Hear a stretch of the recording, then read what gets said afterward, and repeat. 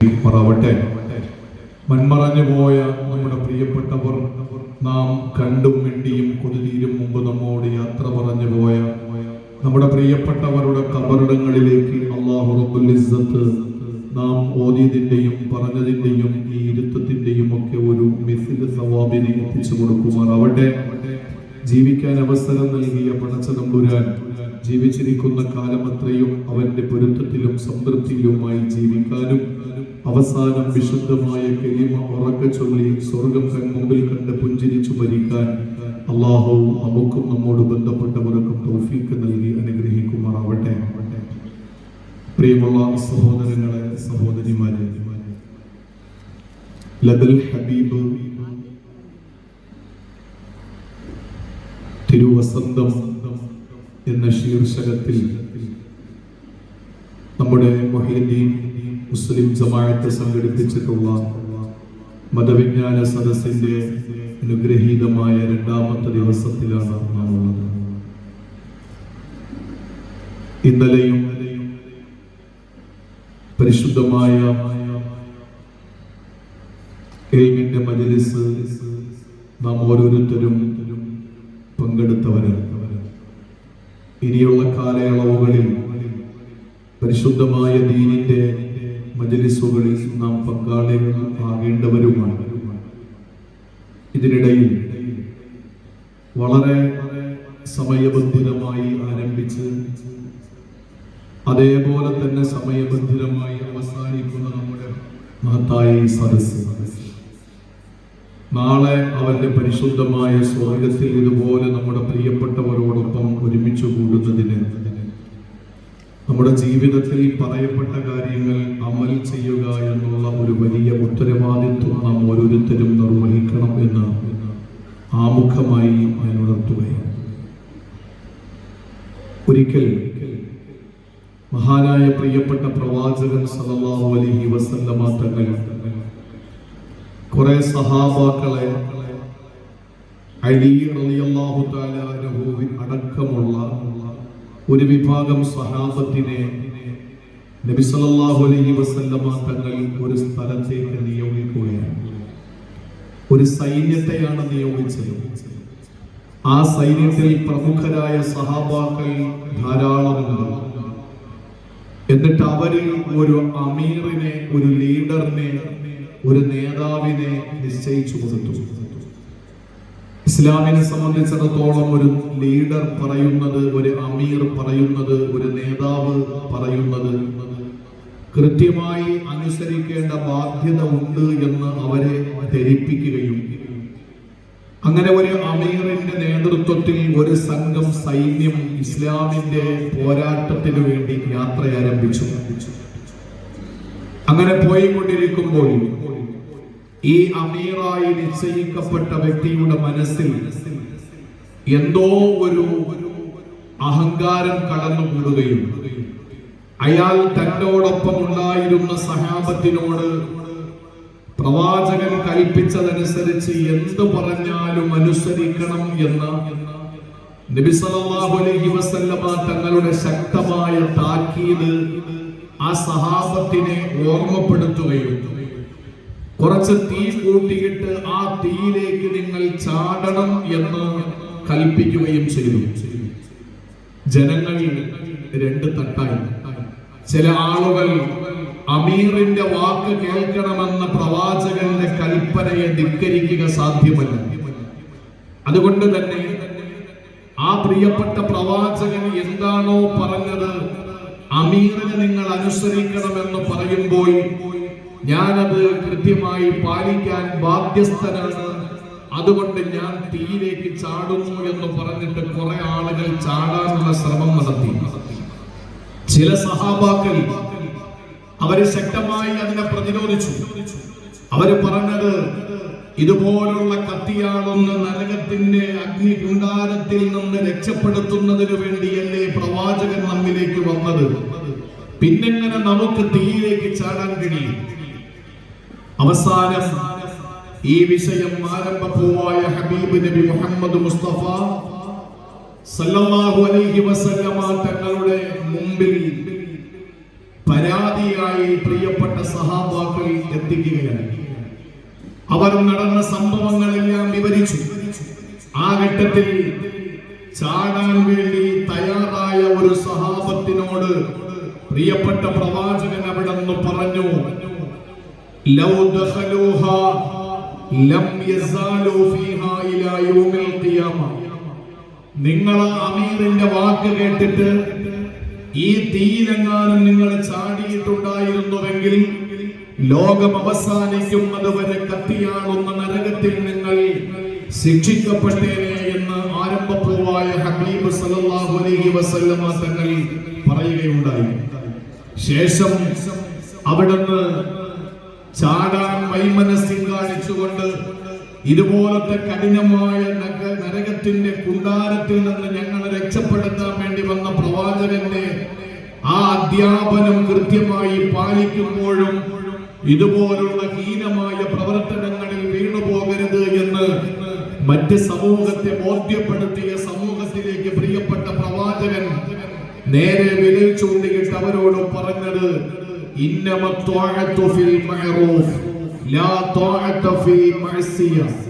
പാപകരമായ കാര്യങ്ങളിൽ ആരെയും നിങ്ങൾ അനുസരിക്കരുത്.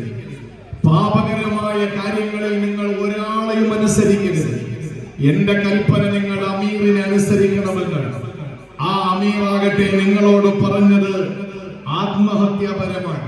അതുകൊണ്ട് ഒരിക്കലും നിങ്ങൾ അത് അംഗീകരിക്കാൻ പാടില്ലായിരുന്നു. നിങ്ങൾ ചാടിയിരുന്നുവെങ്കിൽ ലോകം അവസാനിക്കുന്നത് വരെ നിങ്ങൾ ആ നരകത്തിന്റെ ഭീകരതയിൽ തന്നെ ഉണ്ടാകുമായിരുന്നു എന്ന് പറയുക മാത്രമല്ല, അല്ലാഹുവിന്റെ ഹബീബ് പൊതുവായ ഒരു നിയമം പാസാക്കുകയാണ്,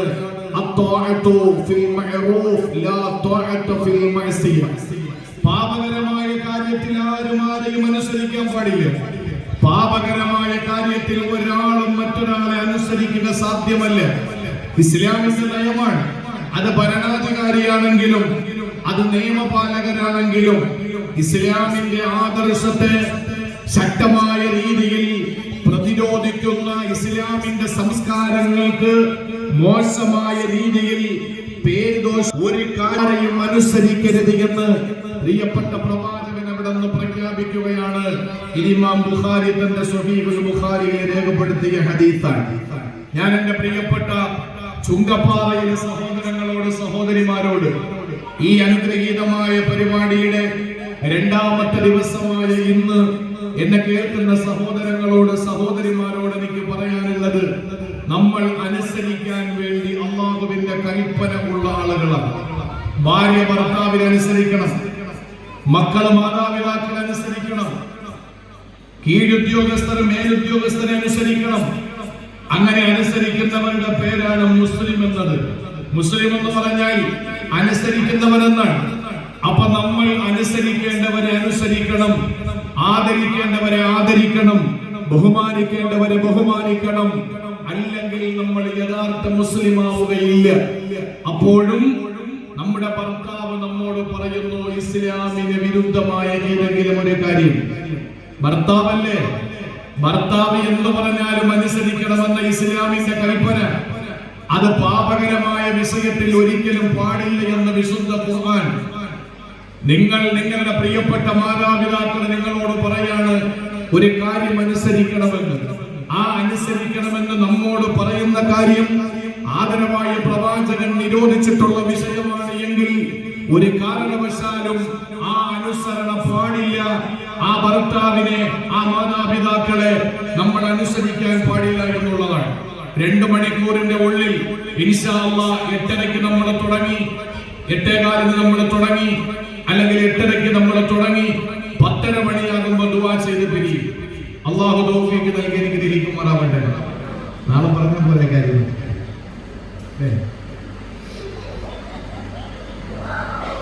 എന്തോ വലിയ രഹസ്യം മനസ്സിലാണ്.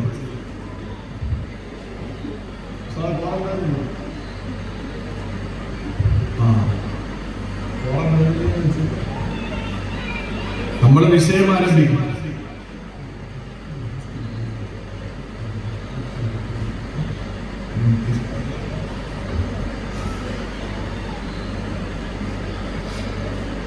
അല്ലാഹു നമുക്ക് മനസ്സിലാക്കാനും ജീവിതത്തിൽ പ്രാവർത്തികം പ്രാവർത്തികമാക്കാനും നമ്മൾ പഠിച്ച കാര്യങ്ങൾ നമ്മുടെ ജീവിതത്തിൽ ഫലപ്രദമാകാനും അള്ളാഹു തൗഫീഖ് നൽകി അനുഗ്രഹിക്കുമാറാവട്ടെ. ഞാൻ നിങ്ങളോട് പറയുന്ന വിഷയം വിശുദ്ധ ഖുർആനിൽ ശക്തമായ നിലയിൽ അനുസരിക്കരുത്, നിങ്ങൾ ഒരിക്കലും അവരെ അനുസരിക്കരുത് എന്ന് പഠിപ്പിച്ച ചില കൂട്ടരുണ്ട്. നമ്മൾ അവരനുസരിച്ചുകൊണ്ടിരിക്കുകയാണ്. ഖുർആനിൽ അല്ലാഹ് പറഞ്ഞു, ഇന്ന ഇന്ന ആളുകളെ നിങ്ങൾ അനുസരിക്കരുത്, അവർ പറയുന്നത് നിങ്ങൾ കേൾക്കരുത്, അവർ നിങ്ങളെ ബഹുമാനിക്കുകയും ചെയ്യരുത്. അങ്ങനെയുള്ള കൂട്ടരാരാണ് എന്ന് ഖുർആൻ പറഞ്ഞ ആ വിഭാഗത്തെയാണ് ഇന്ന് എനിക്ക് നിങ്ങളുമായിട്ട് ചർച്ച ചെയ്യാനുള്ളത്. അതിന്റെ ആമുഖം എന്നോണം ഞാൻ പറയുന്നു, ഏറ്റവും വലിയ ബന്ധം ആരുടെ ബന്ധമാണ്? ഏറ്റവും വലിയ ബന്ധം ആരുടെ ബന്ധമാണ്? പറയും. പെണ്ണുങ്ങളെ, നിങ്ങളെപ്പോലെ ആണുങ്ങൾ ഇരിക്കുന്നുണ്ടോ? മിണ്ടാതെ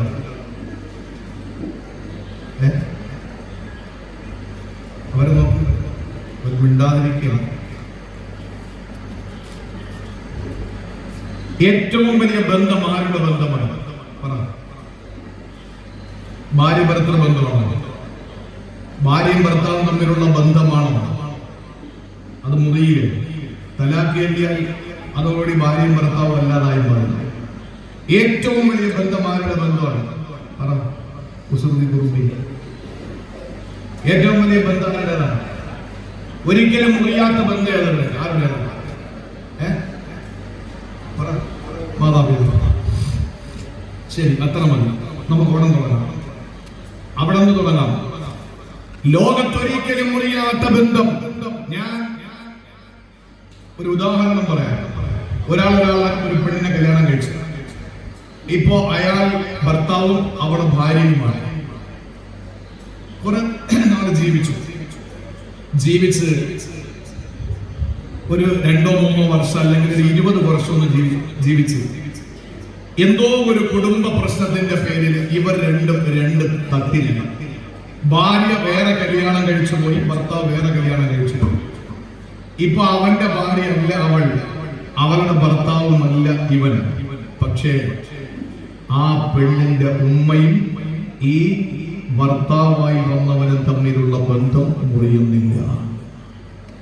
ശാശ്വതമായ ഉമ്മയാണ്. ഭാര്യയുടെ ഉമ്മ ശാശ്വതമായ ഉമ്മയാണ്. അത് നമ്മൾ മനസ്സിലാക്കണം. ഏത് ബന്ധങ്ങളുണ്ടെങ്കിലും ലോകത്തിൽ അല്ലാഹു പരിചയപ്പെടുത്തിയ ബന്ധങ്ങൾ ധാരാളമുണ്ട്. അധ്യാപകരും ശിഷ്യന്മാരും തമ്മിൽ വല്ലാത്ത ബന്ധമാണ്. സഹോദരങ്ങളെ തമ്മിൽ വല്ലാത്ത ബന്ധമാണ്. മാതാപിതാക്കളും മക്കളും തമ്മിൽ വല്ലാത്ത ബന്ധമാണ്. പ്രിയപ്പെട്ടവരെ, കുടുംബക്കാരെ തമ്മിൽ വല്ലാത്ത ബന്ധമാണ്. അയൽവാസികൾ തമ്മിൽ വല്ലാത്തൊരു ബന്ധമാണ്. ഖുർആൻ പഠിപ്പിച്ചത് എത്രത്തോളം എന്നറിയോ? അല്ലാഹുവിന്റെ ഹബീബ് അവിടെ പറയുകയാണ്, സഹബാ, അയൽവാസികളോടുള്ള കടമകളും ബാധ്യതകളും ജിബ്രീൽ എന്നെ പഠിപ്പിച്ച് അവസാനം ഞാൻ ചിന്തിച്ചു പോയി, ഞാൻ മരണപ്പെട്ടു പോയാൽ എന്റെ സമ്പത്തിന്റെ ഒരു ഭാഗം, ഒരു ഓഹരി അയൽവാസികൾക്ക് അനന്തരമായി കൊടുക്കേണ്ടി വരുമോ എന്ന് ഞാൻ പേടിച്ചു പോകുന്ന അവസ്ഥ വരെ അല്ലാഹുവിന്റെ ഹബീബ് പറയുകയാണ്, ജിബ്രീൽ എന്നോട് അയൽവാസിയോടുള്ള ബാധ്യതകളെ പഠിപ്പിച്ചുകൊണ്ടേയിരുന്നു. പ്രിയപ്പെട്ട സഹോദരങ്ങളെ, അയൽവാസികൾ തമ്മിലുള്ള ബന്ധമല്ലാത്ത ബന്ധമാണ്. പക്ഷേ ലോകത്ത് ഏറ്റവും വലിയ ബന്ധമേതെന്നറിയോ? അത് മാതാപിതാക്കളും മക്കളും തമ്മിലുള്ള ബന്ധമാണ്. മാതാപിതാക്കളും മക്കളും തമ്മിലുള്ള ബന്ധത്തിന്റെ ഏറ്റവും വലിയ ഒരു ഗൗരവത്തെ പറ്റി പറയാൻ ഒരേ ഒരു ആയത്ത് നമ്മൾ മനസ്സിലാക്കിയാൽ മതി. അല്ലാഹ് പറയുകയാണ്, അനിഷ്കുർലി വലിവാലിദൈക, അനിഷ്കുർലി വലിവാലിദൈക. നിങ്ങൾ എനിക്ക് ഗുണം ചെയ്യണം, എനിക്ക് നന്ദി രേഖപ്പെടുത്തണം. നിങ്ങൾ അത് എനിക്ക് മാത്രം പോരാ, അല്ലാഹു ലോകത്തുള്ള മുഴുവൻ മക്കളോടും പറയുകയാണ്, അനിഷ്കുർലി വലിവാലിദൈക. നിങ്ങൾ എനിക്ക് മാത്രം ഗുണം ചെയ്താ പോരാ, നിങ്ങളുടെ മാതാപിതാക്കൾക്ക് കൂടി ഗുണം ചെയ്യണമെന്ന് പരിശുദ്ധ ഖുർആൻ. മാതാപിതാക്കൾക്ക് ഗുണം ചെയ്യാതെ നമ്മൾ അല്ലാഹുവിന് ഗുണം ചെയ്തിട്ട് കാര്യമില്ല. മാതാപിതാക്കൾക്ക് നന്ദി രേഖപ്പെടുത്താതെ അല്ലാഹുവിന് നന്ദിയായി നമ്മൾ സുജൂദ് ചെയ്തിട്ട് കാര്യമില്ല. അല്ലാഹുവിന്റെ പള്ളിയുടെ ഉള്ളറകളിൽ കടന്നു ചെന്ന് ഏറ്റിക്കാവിരിക്കുന്ന ചെറുപ്പക്കാരാ, നിന്റെ പ്രിയപ്പെട്ട ഉമ്മയെ വാപ്പയെ വൃദ്ധസദനത്തിൽ കൊണ്ടുവന്ന് ആക്കിയിട്ട് നീ ഹറമിൽ പോയിരുന്ന് ദുആ ചെയ്താൽ നിന്റെ ദുആകൾ അല്ലാഹു സ്വീകരിക്കുന്നതല്ല. ഉമ്മയോട് വാപ്പയോട് എന്ന ഒരു വാക്ക് പോലും നീ പറയരുത് എന്ന് ഖുർആൻ അടിക്കടി നമ്മളെ ഉണർത്തുമ്പോൾ, തൗഹീദ് കഴിഞ്ഞാൽ ഏറ്റവും കൂടുതൽ ഗൗരവത്തോടെ ഖുർആൻ സംസാരിച്ചത് മാതാപിതാക്കളോടുള്ള ബന്ധത്തെ പറ്റിയാണ്. ഇനി ഞാൻ പറയട്ടെ, ഇത്രയും വലിയ ഗൗരവമാണ് മാതാപിതാക്കൾക്കും നമ്മളും തമ്മിലുള്ളതെങ്കിൽ നമ്മുടെ വാപ്പ പറയുന്ന മോനെ നാളെ മുതൽ നീ സ്വലാത്ത് ചെല്ലരുത്. നമ്മുടെ വാപ്പ നമ്മുടെ ഉമ്മ നമ്മളോട് പറയുന്ന മോനെ നാളെ മുതൽ നീ സ്വലാത്ത് ചെല്ലരുത്, നാളെ മുതൽ നീ ദിക്ർ ചൊല്ലരുത്, നാളെ മുതൽ നീ നമസ്കരിക്കരുത്, നാളെ മുതൽ നീ തഹജ്ജുദ് നമസ്കരിക്കരുത്, നാളെ മുതൽ നീ ദാനധർമ്മങ്ങൾ ചെയ്യരുത്. നമ്മുടെ വാപ്പ മതവിരുദ്ധമായ കാര്യങ്ങൾ നമ്മളോട് പറഞ്ഞാൽ അല്ലാഹുവിന്റെ ഖുർആൻ പറഞ്ഞതെന്തെന്നറിയോ? ആ മാതാപിതാക്കൾ പറയുന്ന വാക്ക് നിങ്ങൾ അക്ഷരം പ്രതി അനുസരിക്കാൻ വിധിക്കപ്പെട്ടവരാണ്. പക്ഷേ ഇസ്ലാമിന് വിരുദ്ധമായിട്ട് നിങ്ങളോട് മാതാപിതാക്കളെ സംസാരിച്ചാൽ അല്ലാഹുവിന്റെ ഖുർആൻ ശക്തമായി പറയുകയാണ്, ഫലാ തുതിഉഹുമാ, അവർ രണ്ടുപേരെയും നിങ്ങൾ വഴിപ്പെടാൻ പാടുള്ളതല്ല. ചോര നീരാക്കി നമ്മളെ വളർത്തിക്കൊണ്ടുവന്ന നമ്മുടെ വാപ്പ വിയർപ്പ് തുള്ളിയെ രക്തത്തുള്ളിയെ വിയർപ്പ് തുള്ളിയാക്കി മാറ്റി നമ്മുടെ വാപ്പ സൂര്യന്റെ ചൂടേറ്റ് തന്റെ ശരീരത്തിന്റെ ഭാഗങ്ങള് വിയർത്തൊലിച്ച് ഉറക്കമില്ലാതെ ഊണില്ലാതെ വിശ്രമമില്ലാതെ നമുക്ക് വേണ്ടി കഷ്ടപ്പെടുന്ന വാപ്പ, ആ പ്രിയപ്പെട്ട വാപ്പ നമ്മളോട് അല്ലാഹുവിന് എതിരായിട്ട് എന്തെങ്കിലും പറഞ്ഞാൽ മുഹമ്മദ് മുസ്തഫ സല്ലല്ലാഹു അലൈഹി വസല്ലമ തങ്ങൾക്ക് വിരുദ്ധമായി എന്തെങ്കിലും നമ്മളോട് പറഞ്ഞാൽ അല്ലാഹ് പറയുന്ന വാക്കേതെന്നറിയോ? സൂറത്തുൽ ഖുർആനിൽ അല്ലാഹ് പറയുകയാണ്. എന്തേ ആ ഒരു അധ്യായം അല്ലാഹ് തിരഞ്ഞെടുത്തതെന്നറിയോ? ലുഖ്മാനുൽ ഹകീം എന്ന വാപ്പ തന്റെ പൊന്നുമോനെ ഉപദേശിക്കുന്ന വാക്കുകളാണ്. ലുഖ്മാനുൽ ഹകീം എന്ന വാപ്പ തന്റെ പൊന്നുമോനെ ഉപദേശിക്കുന്ന വാക്കുകളാണ്. ആ വാപ്പ തന്റെ മകനോട് പറയുന്ന മോനെ, വഇൻ ജാഹദാക അലാ അൻ തുശ്രിക ബി മാ ലൈസ ലക ബിഹി ഇൽമുൻ ഫലാ തുതിഉഹുമാ വസ്വാഹിബുഹുമാ ഫിദ്ദുനിയാ മഅറൂഫാ. തന്റെ പ്രിയപ്പെട്ട മകനോട് ലുഖ്മാനുൽ ഹകീം തങ്ങൾ പറയുകയാണ്, തന്റെ പ്രിയപ്പെട്ട പൊന്നുമോനെ ഉപദേശിച്ച് ആ വാപ്പ അവസാനം പറഞ്ഞത് ഖുർആൻ സൂറത്തുൽ ലുഖ്മാൻ എന്ന അതേ വാപ്പയുടെ പേരിൽ അധ്യായം കുറിച്ചുകൊണ്ട് അല്ലാഹു രേഖപ്പെടുത്തുകയാണ്. വഇൻ ജാഹദാക അലാ അൻ തുശ്രിക ബി ലൈസ വഇൻ ജാഹദാക അലാ മാ അലാ അൻ തുശ്രിക ബി മാ ലൈസ ലക ബിഹി ഇൽമുൻ. നിന്റെ വാപ്പ ശിർക്ക് ചെയ്യാൻ നിന്നെ പ്രേരിപ്പിച്ചാൽ, നിന്റെ വാപ്പ ശിർക്ക് ചെയ്യുന്നതിന് നിന്നെ പ്രേരിപ്പിച്ചാൽ, നിന്റെ ഉമ്മ ശിർക്ക് ചെയ്യുന്നതിന് വേണ്ടി നിന്നോട് നിർബന്ധിച്ചാൽ, അഷ്റഫുൽ ഖൽഖിനെ സ്നേഹിക്കരുതെന്ന് വാപ്പയുടെ തലയിൽ എന്തെങ്കിലും ആശയങ്ങൾ കടന്നു വരുമ്പോ തന്റെ പൊന്നുമോനോട് പറയുന്നു, മോനെ സ്വലാത്ത് ചെല്ലല്ലടാ. വാപ്പയുടെ മനസ്സിനകത്ത് കടന്നുകൂടിയ ഏതോ ഒരു വൈറസിന്റെ പേരില് തന്റെ മക്കളോട് പറയുന്നു, മക്കളെ നിങ്ങൾ ദിക്ർ ചൊല്ലരുത്. എന്തിനേറെ പെങ്ങളെ, വാപ്പ പറയുന്നു വഅദ് കേൾക്കാനേ പോകണ്ട. എന്നാലും അല്ലാഹ് പറയുകയാണ്, ഫലാ തുതിഉഹുമാ, അത് നീ അനുസരിക്കാൻ പാടുള്ളതല്ല. വസാഹിബുഹുമാ ഫിദ്ദുനിയാ മഅറൂഫാ, പക്ഷെ ദുനിയാവിന്റെ ഏത് കാര്യങ്ങളും നിന്റെ വാപ്പയ്ക്ക് നീ ചെയ്തു കൊടുക്കണം, ഉമ്മയ്ക്ക് ചെയ്തു കൊടുക്കണം. സഹോദരങ്ങളെ, ഒരു സഹാബി ഉണ്ടായിരുന്നു. ആ പ്രമുഖനായ സഹാബി മുസ്ലിമാവുകയാ. ഇസ്ലാമിലേക്ക് കടന്നു വന്ന സഹാബി തന്റെ പ്രിയപ്പെട്ട ഉമ്മയ്ക്ക് ഒരേ ഒരു മോനാണ്. ചുങ്കപ്പാറയിലെ എന്റെ പ്രിയപ്പെട്ട പെങ്ങന്മാരെ കേൾക്കണം, ഇത് ചുങ്കപ്പാറയാണ്, ഇത് ചുങ്കപ്പാറയാണ്. കേരളീയ സമൂഹത്തിന്റെ ഇടയിൽ ഈ സ്ഥലം മറക്കാനൊന്നുമായിട്ടില്ല. വിശദീകരണങ്ങളൊന്നും ഞാൻ തൽക്കാലം പറയുന്നില്ല ചുങ്കപ്പാറയെ പറ്റി. പ്രിയപ്പെട്ടവരെ, പ്രവാചക സ്നേഹികൾക്ക് ഈ സ്ഥലം മറക്കാനൊന്നും പറ്റൂല. അങ്ങനത്തെ ചുങ്കപ്പാറയിൽ നിന്നുകൊണ്ട് ഞാൻ പറയട്ടെ, ലദൽ ഹബീബില് മില്ലതൽ ഹബീബിൽ ഞാനൊന്ന് പറയട്ടെ. അള്ളാന്റെ ഹബീബിനെ കൊണ്ട് വിശ്വസിക്കുന്ന ഒരു പ്രിയപ്പെട്ട സഹാബിയുടെ കഥ.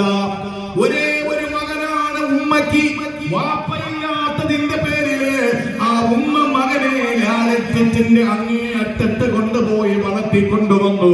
പട്ടിണി എന്താണ്, പരിവട്ടം എന്താണ്, സങ്കടം എന്താണ്, വിഷമം എന്താണ് ആ മകൻ അറിഞ്ഞിട്ടില്ല. വാപ്പയില്ലാത്ത പൊന്നുമോനെ ഉമ്മ നല്ലതുപോലെ വളർത്തി കൊണ്ടുവന്നു. രണ്ടുപേരും മുസ്ലിമീങ്ങളാണ്, രണ്ടുപേരും ഇസ്ലാമിലേക്ക് കടന്നു വന്നവരല്ല. എപ്പോഴോ തന്നെ മകന്റെ ഹൃദയത്തിൽ അഷ്റഫുൽ ഖൽഖ് കടന്നുകൂടുകയാണ്.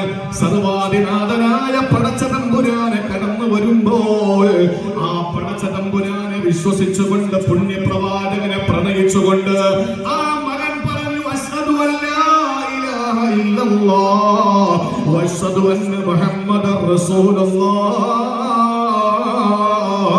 ഇതാ ഞാൻ വിശ്വസിക്കുന്ന പടച്ചവനെ ഏകനാണ് ദൈവമെന്നും മുഹമ്മദ് നബി അല്ലാഹുവിന്റെ ദൂതനാണെന്നും വിശ്വസിക്കുന്നു.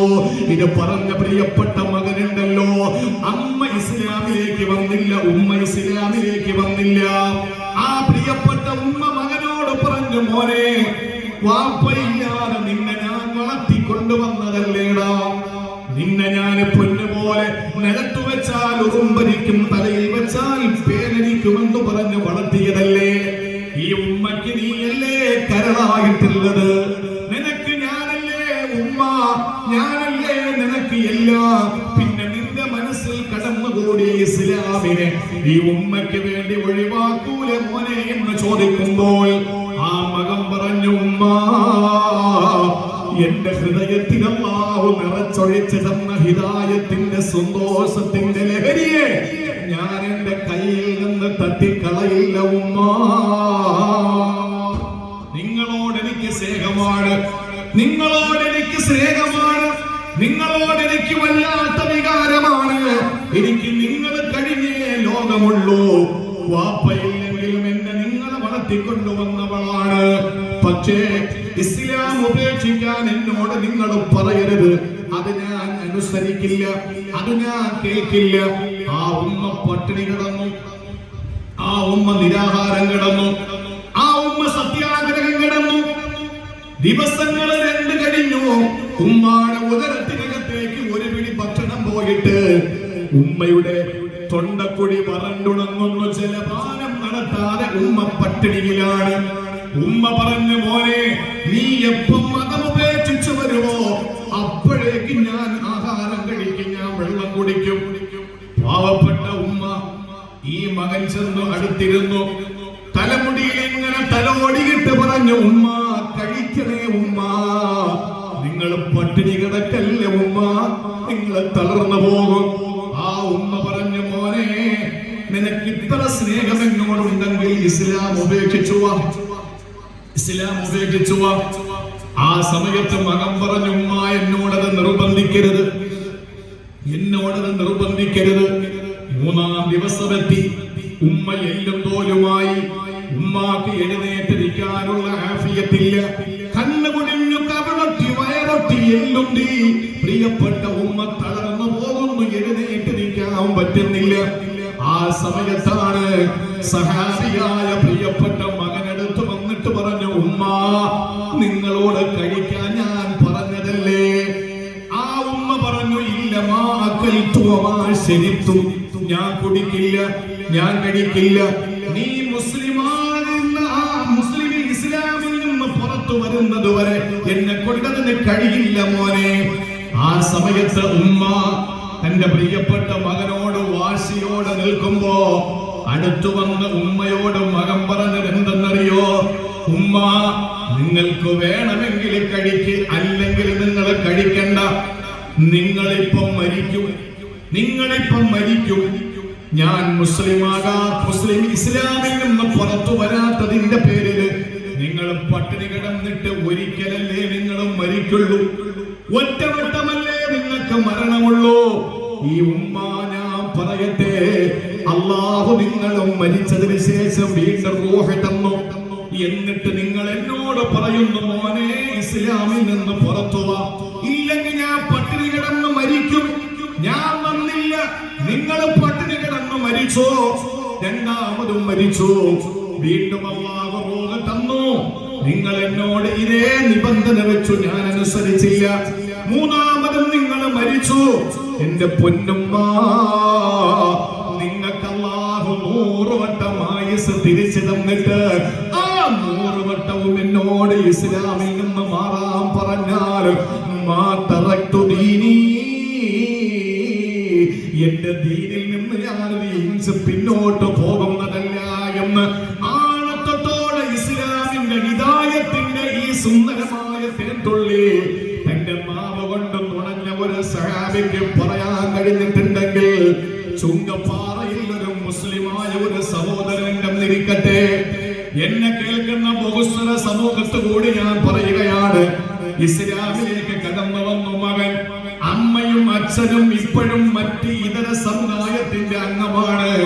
ഇസ്ലാം പഠിപ്പിച്ചത് ആ മകനോട് അച്ഛനും അമ്മയും പറയുന്നു നിസ്കരിക്കരുതെന്ന്, അനുസരിക്കരുത്.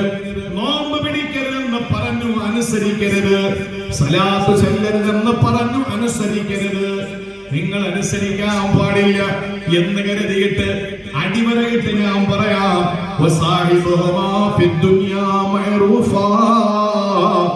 അച്ഛൻ സുഖമില്ലാതെ കിടക്കുമ്പോ ആശുപത്രിയിൽ കൊണ്ടുപോകേണ്ടത് മുസ്ലിമായ മോനാണ്. അമ്മയ്ക്ക് വീടില്ല, വീട് വെച്ചു കൊടുക്കേണ്ട ബാധ്യത മോനാണ്. ആ അമ്മ ഭക്ഷണം കഴിക്കാതെ പട്ടിണിയിലാണ്, അവിടെ ഭക്ഷണം എത്തിക്കേണ്ട ബാധ്യത ഈ മുസ്ലിമായ മോനാണ്. അതാണ് ഖുർആനിന്റെ നിലപാട്. നിങ്ങൾ നോക്കൂ, ഒരാൾ ഇസ്ലാമിലേക്ക് കടന്നു വന്നാൽ അയാളുടെ അച്ഛനും അമ്മയും സഹോദരങ്ങളും ഉണ്ടെങ്കിൽ അവർക്ക് വേണ്ട പരിരക്ഷയും അവർക്ക് വേണ്ട പരിഗണനയും അവർക്ക് വേണ്ട എല്ലാ ഒത്താശകളും ചെയ്തു കൊടുക്കേണ്ട ബാധ്യത മുസ്ലിമായ സഹോദരനുണ്ട്. ഒരു വിഭാഗം മക്ക ഖുറൈശികളെ ചൂണ്ടിക്കാണിച്ചിട്ട് അല്ലാഹുവിന്റെ റസൂൽ ഉറക്കെ പറഞ്ഞൊരു വാക്ക് ബുഖാരിയിലും മുസ്ലിമിലും കാണാം, ഇന്ന ആല ബനി ഫുലാൻ ലൈസു ബി ഔലിയായി. അവരെന്റെ സംരക്ഷകരൊന്നുമല്ല ആ നിൽക്കുന്ന ആളുകൾ. പാപ്പാന്റെ കുടുംബത്തെ ചൂണ്ടിയിട്ടാ പറഞ്ഞത്, അവരെന്റെ സംരക്ഷകരൊന്നുമല്ല, പക്ഷെ വലാകിൻ റഹിമുൻ, ഞാനും അവരും തമ്മിൽ കുടുംബ ബന്ധമുണ്ട്. അബുല്ലുഹാ ബി ബിലാലിഹ, ആ കുടുംബ ബന്ധം എന്ന ഏറ്റവും മഹത്തായ ആ ഒരു ബന്ധത്തെ ഞാൻ എപ്പോഴും വെള്ളമൊഴിച്ച് നനച്ചുകൊണ്ടേ ഇരിക്കുമെന്ന് നബി മുഹമ്മദ് മുസ്തഫ. നബി മുഹമ്മദ് മുസ്തഫ എന്ന് പറഞ്ഞാൽ എന്താ? എന്നെ കേൾക്കുന്ന ഇതര സമുദായത്തിൽ ആരെങ്കിലും ഉണ്ടെങ്കിൽ നന്നായിട്ട് കേട്ടോളി. ഇസ്ലാമിന്റെ ഇത്രയും വലിയ മാനവികത, അല്ലെങ്കിൽ ഇസ്ലാമിന്റെ ഇത്രയും സുന്ദരമായ ഒരു നിലപാട്, ഇസ്ലാമിന്റെ ഇത്രയും സുന്ദരമായ ഒരു തീരുമാനം, അത് ചെറുതല്ല. നമ്മൾ മുസ്ലിമാണ്, വാപ്പ ഇനി മുസ്ലിം അല്ലെന്നിരിക്കട്ടെ, അല്ലെങ്കിൽ ഉമ്മ മുസ്ലിം അല്ലെന്നിരിക്കട്ടെ, അവർക്ക് വീട്, വെള്ളം, ഭക്ഷണം, വെളിച്ചം, വസ്ത്രം, രോഗത്തിന് മരുന്ന് ഒക്കെ നമ്മൾ ചെയ്തു കൊടുക്കണം. പക്ഷേ പാപ്പ പറയുന്നു നീ നിസ്കരിക്കരുത്, അനുസരിക്കരുത്. ഭർത്താവ് നമ്മുടെ ഏറ്റവും പ്രിയപ്പെട്ട ഒരു ഭാര്യയെ സംബന്ധിച്ചിടത്തോളം ആ ഭർത്താവ് എന്ന് പറയുന്നത് അവളെ സംബന്ധിച്ചിടത്തോളം ഒന്നാം നമ്പറാണ്. ഭർത്താവാണ് അവളെ അവൾക്ക് പുറത്തു പോകുന്നതിന് ഒരു നിർദ്ദേശം അല്ലെങ്കിൽ പോകരുത് എന്ന ശക്തമായ താക്കീത്, ഇതെല്ലാം ഒരു ഭർത്താവിൽ നിക്ഷിപ്തമാണ്. ഒരു പെണ്ണിനെ സംബന്ധിച്ചിടത്തോളം ആ പെണ്ണിനോട് ഭർത്താവ് പറയാണ്, സിനിമയ്ക്ക് പോകാടി എന്ന് ചോദിച്ചാൽ ചാടിക്കറി വീട്ടിൽ പോയിരിക്കരുത്, അനുസരിക്കരുത്. ആ അനുസരണക്കേട് കാണിച്ചതിന്റെ പേരിൽ അല്ലാഹു നിങ്ങളെ ശിക്ഷിക്കൂല. പക്ഷേ ഭർത്താവ് ഭാര്യയോട് ഇസ്ലാമിന് വിരുദ്ധമായ ഒരു കാര്യം പറയുമ്പോൾ ഒരിക്കലും അനുസരിക്കാതിരിക്കലാണ് ഒരു പെണ്ണിന്റെ നയം. അതിന്റെ പേരിൽ നിങ്ങളുടെ തലമുടിക്ക് കുത്തിനു പിടിച്ചിട്ട്, തലമുടിയിൽ പിടിച്ചിട്ട് ചുമരിൽ നിങ്ങളെ തലയടിച്ചാൽ, നിങ്ങളെ മാരകമായി മർദ്ദിച്ചാൽ, ആ മർദ്ദനങ്ങൾക്ക് നിങ്ങൾ നേരിടുന്ന ഓരോ പ്രയാസങ്ങൾക്കും നാളെ പരലോകത്ത് നിങ്ങൾക്ക് കിട്ടുന്ന പ്രതിഫലം ബീവി ആസിയയുടേതാണെന്ന് നബി മുഹമ്മദ് മുസ്തഫ, അല്ലാഹുവിന്റെ ഹബീബ് നബി മുഹമ്മദ് മുസ്തഫ. ഭാര്യ ഭർത്താവ് അല്പം കണ്ടുപിടിക്കാൻ വേണ്ടി വിളിച്ചു, അല്ലെങ്കിൽ കഞ്ചാവിന് വേണ്ടി വിളിച്ചു. അവ ഭാര്യ പറഞ്ഞു ഞാൻ ചെയ്യില്ല, നിർബന്ധിച്ചു. ഞാൻ ചെയ്യൂല അവസാനം ഭർത്താവ് ഭാര്യയുടെ മുടി പിടിച്ചിട്ട് ചുമരിലടിച്ചു, അല്ലെങ്കിൽ മർദ്ദിച്ചു, അല്ലെങ്കിൽ പട്ടിണി കിട്ടു. നിങ്ങൾ അനുഭവിക്കുന്ന ത്യാഗവും നിങ്ങൾ അനുഭവിക്കുന്ന പ്രയാസങ്ങൾക്കും നിങ്ങൾക്ക് കിട്ടുന്ന കൂലി എന്തെന്നറിയോ? നാളെ ആസിയ ബീവിയുടെ കൂലിയാണ് എന്ന് മഹാനായ നബി മുഹമ്മദ് മുസ്തഫ സല്ലല്ലാഹു അലൈഹി വസല്ലം തങ്ങൾ പഠിപ്പിക്കാൻ. അത്രയും വലിയ കൂലിയുണ്ട്. അതുകൊണ്ട് അനുസരിക്കേണ്ടവരെ മാത്രം അനുസരിക്കാൻ പാടില്ലാത്തവരെ നമ്മൾ അനുസരിക്കാൻ പാടില്ല. വിശുദ്ധ ഖുർആനില് കുറച്ച് ആളുകളെ അനുസരിക്കരുതെന്ന് പറഞ്ഞിട്ടുണ്ട്. നമുക്ക് എത്ര മണിക്ക് നമ്മുടെ വിഷയം തീരുന്നതനുസരിച്ചല്ല, നമുക്കൊരു സമയമുണ്ട്. ആ സമയം വരെ ഇതിനെപ്പറ്റി ഒരു ചർച്ച ചെയ്യാം. അള്ളാഹു നമുക്ക് പഠിക്കാനും പഠിക്കുന്നത് ജീവിതത്തിൽ പ്രാവർത്തികമാക്കാനും അള്ളാഹു തൗഫീഖ് നൽകി അനുഗ്രഹിക്കുമാറാവട്ടെ. ചില ആളുകൾ പറഞ്ഞ് അനുസരിക്കാൻ പാടില്ല, അവരെ ബഹുമാനിക്കുകയും വേണ്ട. അവരെ പറയുന്നത് കേട്ടാൽ നമ്മുടെ കാര്യം അവതാളത്തിലാണ്. എന്റെ വാക്കല്ല, നിങ്ങൾ നോക്കൂ. വിശുദ്ധ ഖുർആനിൽ സൂറത്തുൽ കഹ്ഫ് ഇന്ന് മഗ്രിബ് മുതൽ ഓതൽ സുന്നത്തായ ഒരു സൂറത്താണ്. നാളെ ഉച്ചയ്ക്ക് മുമ്പ് ഓതി തീർത്തിരിക്കണം. പറ്റിയില്ലെങ്കിൽ അടുത്ത വെള്ളിയാഴ്ചയ്ക്ക് മുമ്പ് ഖളാ വീട്ടൽ സുന്നത്താണ്. അത്രയും ഗൗരവമുള്ള ഒരു സൂറയാണ് സൂറത്തുൽ കഹ്ഫ്. വെള്ളിയാഴ്ച ഓതൽ സുന്നത്തായ സൂറത്തുൽ കഹ്ഫിൽ 28-ാമത്തെ ആയത്തിൽ അല്ലാഹു പറയുന്നുണ്ട്, ഒന്നാമത്തെ കൂട്ടർ ആരാണ് എന്ന്. അനുസരിക്കാൻ പാടില്ലാത്ത. വാപ്പ പറഞ്ഞ അനുസരിക്കണം. ഉമ്മ മക്കളോട് പറയാണ്, വാപ്പ തല മറയ്ക്കാതെ പോയാൽ മതി. നിങ്ങൾ അനുസരിക്കോ? വാപ്പ അനുസരിക്കോ തല മറയ്ക്കോ? തല മറയ്ക്കണം. വാപ്പയെ അനുസരിക്കലല്ല അവിടെ വേണ്ടത്. ഉമ്മ പറയാണ്, നിന്റെ തലമുടി കൊഴിഞ്ഞു പോകും, അതുകൊണ്ട് നീ തല മറയ്ക്കണ്ട എന്ന് പറഞ്ഞാലോ? തല മറയ്ക്കുക. ഉമ്മ അനുസരിക്കണ്ടേ? ഉമ്മയെ അനുസരിക്കണം. ആ വിഷയത്തിൽ ഉമ്മയെ അനുസരിക്കരുത്. ആ വിഷയത്തിൽ നിങ്ങൾ പറയും, ഇയാളാകെ വന്ന ആകച്ചിരി പറഞ്ഞാൽ കേൾക്കുന്ന കുട്ടികളാണ്, അതുപോലും ഇല്ലാതാവും എന്ന് പറഞ്ഞാൽ എന്റെ വാക്കല്ല. ലാ ത്വാഅത ഫിൽ മഅസിയ, പാപകരമായ കാര്യത്തിൽ വഴിപ്പെടലേ ഇല്ല. അത്വാഅത ഫിൽ മഅറൂഫ്, അത്വാഅത ഫിൽ മഅറൂഫ്, നല്ല കാര്യങ്ങളിൽ മാത്രം അനുസരിച്ചാൽ മതി. ആരായാലും അല്ലാത്ത കാര്യങ്ങൾ അനുസരിക്കരുത്. അതിന്റെ ചരിത്രമാണ് ഞാൻ പറഞ്ഞു തുടങ്ങിയത്. മാതാപിതാക്കളാണെങ്കിൽ പോലും അനുസരിക്കാൻ പാടില്ല എന്ന ഖുർആനിന്റെ പ്രഖ്യാപനം വിശുദ്ധ ഖുർആൻ സൂറത്തുൽ കഹ്ഫിൽ അല്ലാഹു പരിചയപ്പെടുത്തുന്നു. നമ്മൾ അനുസരിക്കാനും ആദരിക്കാനും പാടില്ലാത്ത ചില ആളുകളുണ്ട്. അവജ്ഞയോടെ തള്ളണം, അവഗണിക്കണം അവരെ. ആരാണ്?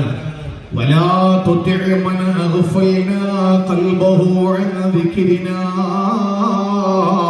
വതബഅ ഹവാഹു വകാന അംറുഹു ഫുർതാ. നാളെ പരിശുദ്ധമായ ജുമയ്ക്ക് വേണ്ടി പള്ളിയിലെ ചുങ്കപ്പാറ പള്ളിയിലേക്ക് നിങ്ങൾ വരുമ്പോ പരിശുദ്ധ ഖുർആൻ എടുത്ത് മുന്നിലേക്ക് വെച്ചിട്ട് സുന്നത്തായ സൂറത്തുൽ കഹ്ഫ് നിങ്ങൾ പാരായണം ചെയ്യുമ്പോ 28-ാമത്തെ ആയത്തെത്തുമ്പോൾ എന്റെ പ്രിയപ്പെട്ട മുസ്ലിം ചെറുപ്പക്കാരാ, മനസ്സിലേക്ക് ഓടി വരേണ്ട കാര്യം ഇതാണ്. അല്ലാഹു പറയുകയാണ്, വലാ തുതിഅ മൻ അഗ്ഫൽനാ ഖൽബഹു അൻ ദിക്രിനാ വതബഅ ഹവാഹു വകാന അംറുഹു ഫുർതാ.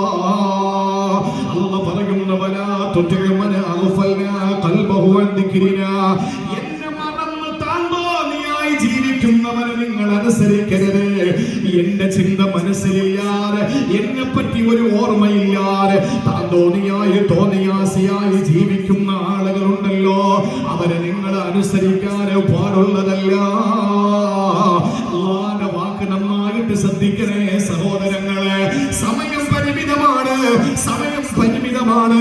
ശ്രദ്ധയോടെ നിങ്ങൾ പറയുന്നത് കേൾക്കുക. സൂറത്തുൽ കഹ്ഫിൽ അല്ലാഹു പറയുന്നു, എല്ലാവരോടും അല്ലാഹു പങ്കുവെക്കുകയാ. ഖുർആൻ ഉൾക്കൊള്ളുന്ന വിശുദ്ധമായ ഖുർആൻ നെഞ്ചോട് ചേർത്ത് വയ്ക്കുന്ന മുസ്ലിമേ, വീട്ടിൽ നിന്നുകൊണ്ട് സൂറത്തുൽ കഹ്ഫ് പാരായണം ചെയ്യുന്ന ഉമ്മ, 28-ാമത്തെ വചനം എത്തുമ്പോഴും മനസ്സിലേക്കൊന്ന് ആഴ്ന്നിറങ്ങട്ടെ. അല്ലാഹു പറയുന്നു, വലാ തുതിഅ മൻ അഗ്ഫൽനാ ഖൽബഹു അൻ ദിക്രിനാ വതബഅ ഹവാഹു വകാന അംറുഹു ഫുർതാ. 3 സ്വഭാവമുള്ള ആളുകളെ നിങ്ങൾ അംഗീകരിക്കാൻ പാടുള്ളതല്ല. 3 സ്വഭാവമുള്ള ആളുകളെ പറ്റിയാണ് ഈ ഈ ആയത്തിൽ അല്ലാഹു പറഞ്ഞത്. അതിൽ ഒന്നാമത്തെ സ്വഭാവം എന്തെന്നറിയോ? മൻ അഗ്ഫൽനാ ഖൽബഹു അൻ ദിക്രിനാ, ഞാനെന്ന ചിന്തയില്ലാതെ നടക്കുന്ന ഗാഫിലാണ്. ഞാനെന്ന ചിന്ത അവന്റെ മനസ്സിലില്ല, എന്നെപ്പറ്റി ഒരു ഓർമ്മ അവനില്ല. അവന്റെ ജീവിത വ്യവഹാരങ്ങളിൽ, അവന്റെ ക്രയവിക്രയങ്ങളിൽ, അവന്റെ വ്യക്തി ജീവിതത്തിലെ, കുടുംബ ജീവിതത്തില്, സാമൂഹ്യ ജീവിതത്തില്, അവന്റെ രാഷ്ട്രീയ ജീവിതത്തിൽ, അവന്റെ ഇടപാടുകളിൽ, അവന്റെ ഏതേതു മേഖലകളിൽ ഞാനെന്ന ചിന്ത മാറ്റിവെച്ചിരിക്കുകയാണ്. എന്നെപ്പറ്റി ഒരു ഓർമ്മയില്ല, എന്നെപ്പറ്റി ഒരു ബോധമില്ല. അല്ലാഹുവിന്റെ ഖുർആൻ പറയുന്നു, മൻ അഗ്ഫൽനാ ഖൽബഹു അൻ ദിക്രിനാ, എന്നെപ്പറ്റി ഒരു ചിന്തയുമില്ലാത്തവനെ നിങ്ങൾ അനുസരിക്കല്ലേ. അല്ലാഹുവിനെ മറന്ന് ജീവിക്കുന്ന താന്തോണികളെ അനുസരിക്കാൻ പാടില്ല.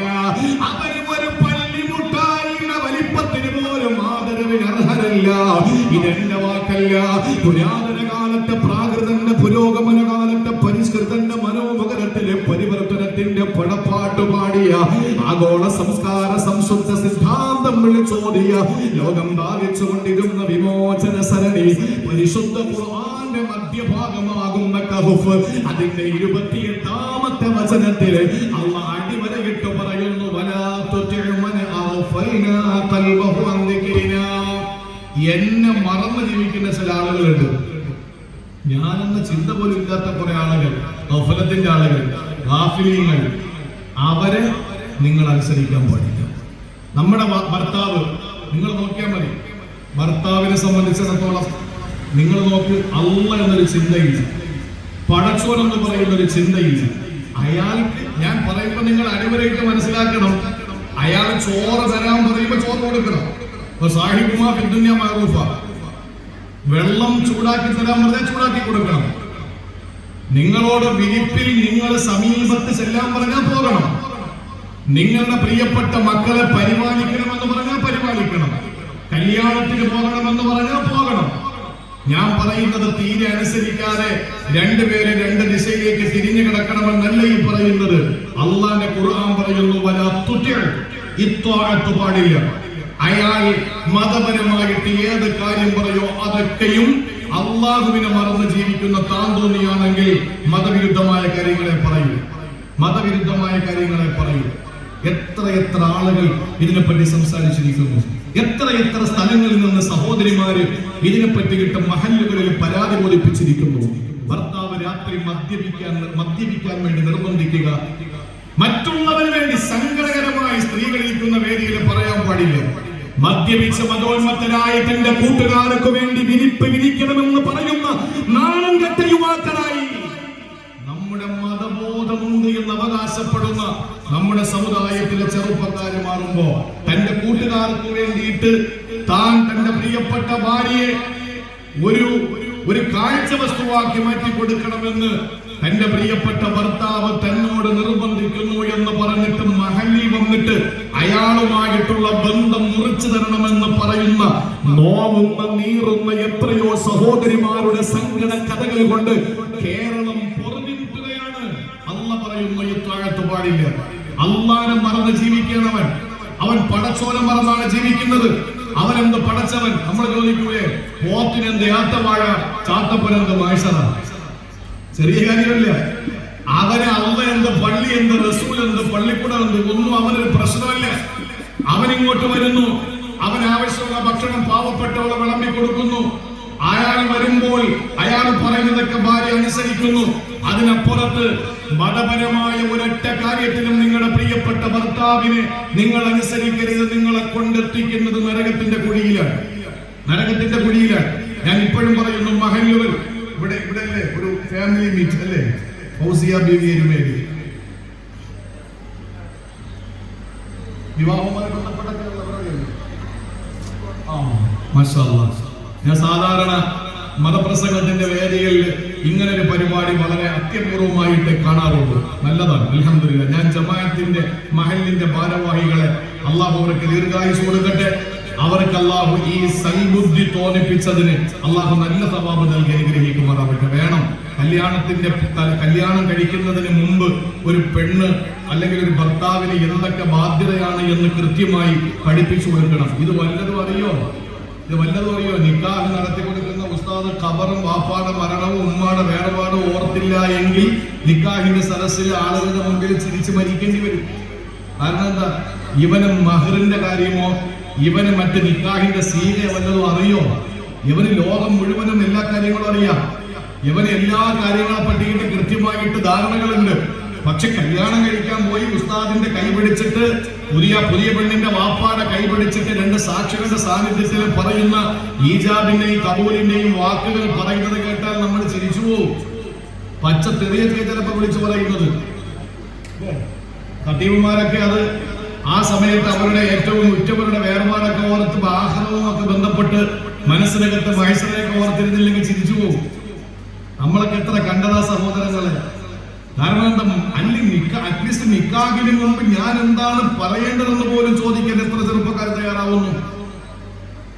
പള്ളിക്കാരൻ കല്യാണത്തിന് വേണ്ടി പുതിയാപ്പുറ വന്നിട്ട് എന്റെ കല്യാണമാണ് എത്ര കിട്ടി? അതിപ്പോ സ്വർണത്തിനൊക്കെ വില കൂടുതലല്ലേ, 15 പവനുണ്ടെന്നാ പറയുന്നത്. പോക്കറ്റ് മണി എത്ര കിട്ടി? അത് 2 ലക്ഷം രൂപ തന്നു. 2 ലക്ഷം രൂപയാണെങ്കിൽ 20,000 രൂപ പള്ളിക്ക് കയറണം. അപ്പൊ അതിന്റെ അർത്ഥം എന്താ? മറ്റേ കമ്മീഷൻ പോലെയാണ് വാങ്ങുന്നത്. ഇങ്ങനെയൊക്കെ പള്ളിക്കാർ വാങ്ങിച്ചാൽ മതിയോ? ഇതുപോലുള്ളൊരു ക്ലാസ് സംഘടിപ്പിച്ചിട്ട് കല്യാണം കഴിഞ്ഞ് 3-ന്റെ അന്ന് പുതിയ പെണ്ണിനെ പുതിയാപ്പിള വീട്ടിൽ കൊണ്ടുവന്നാക്കുന്ന വൃത്തികെട്ട സംസ്കാരത്തിൽ നിന്ന് സമുദായത്തെ രക്ഷപ്പെടുത്താൻ ഇതുപോലുള്ള ക്ലാസുകൾ, ഫാമിലി ക്ലാസുകൾ, ഇതുപോലുള്ള പരിപാടികളിൽ അതിന് പ്രയോറിറ്റി കൊടുത്തുകൊണ്ട് അവർക്ക് വേണ്ട വിദ്യാഭ്യാസം കൊടുക്കേണ്ട ബാധ്യത ജമാഅത്ത് കമ്മിറ്റിക്കുള്ളതാണ്. അതിന് ചുങ്കപ്പാറ മഹല്ല് സമീപിച്ച ഈ ഒരു സമീപനം അല്ലെങ്കിൽ അവരേറ്റെടുത്ത ഈ ഉത്തരവാദിത്വം അള്ളാഹു കബൂലാക്കട്ടെ എന്ന് ഞാൻ ആത്മാർത്ഥമായി ദുആരക്കുകയാണ്. പ്രിയപ്പെട്ട സഹോദരങ്ങളെ, അതുകൊണ്ട് മനസ്സിലാക്കിക്കോ, വഴിപ്പെടുന്നത് അള്ളാനെ മറന്ന് താന്തോന്നിയായി ജീവിക്കുന്നവനെ വഴിപ്പെടാൻ പാടില്ല. ആ ആയത്തിൽ പറഞ്ഞ രണ്ടാമത്തെ വിഭാഗം ആരെന്നറിയോ?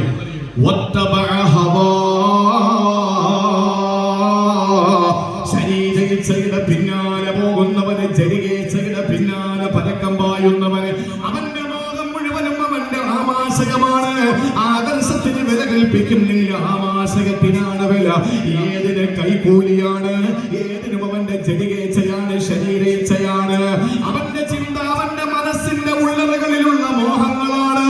അവൻ അതിന്റെ പിന്നാലെ പരക്കം പായുകയാണ്. അവന് നമസ്കാരമില്ല, പടച്ചവനില്ല, ദിക്റില്ല, സ്വലാത്തില്ല, പുണ്യ ഹബീബില്ല, ഇതൊന്നുമില്ല. അവന് വേണ്ടത് ശരീരത്തിന്റെ മോഹങ്ങളാണ്. അവന് വേണ്ടത് ജഡിയേച്ഛകളാണ്. അവനെയും നിങ്ങൾ പിൻപറ്റല്ലേ. അല്ലാഹു പറയുന്നു, വകാന അംറുഹു ഫുർത്താ. എല്ലാ വിഷയങ്ങളിലും പരിധി വിട്ടുപോയവരെയും നിങ്ങൾ അംഗീകരിക്കാൻ പാടുള്ളതല്ല. ഈ ആയത്തിൽ 3 വിഭാഗത്തെയാണ് അല്ലാഹു പരിചയപ്പെടുത്തിയത്. സഹോദരങ്ങളെ, ഒന്ന് പടച്ചവനെ മറക്കുന്ന തോന്നിയാസിയാണ്. രണ്ടാമത്തേത് ശരീരയിച്ഛയ്ക്ക് ജഡികേച്ഛയ്ക്ക് പ്രാധാന്യം കൊടുക്കുന്നവനാണ്. മൂന്നാമത്തേത് പരിധി വിട്ട് ജീവിക്കുന്നവനാണ്. യാതൊരു പരിധിയും ഇല്ലാത്ത ചില ആളുകളുണ്ട്. നിങ്ങൾക്കറിയോ, ഈ 3 കൂട്ടരിലും വിശുദ്ധ ഖുർആൻ 3 ആളുകളെ പരിചയപ്പെടുത്തി തരുന്നുണ്ട്.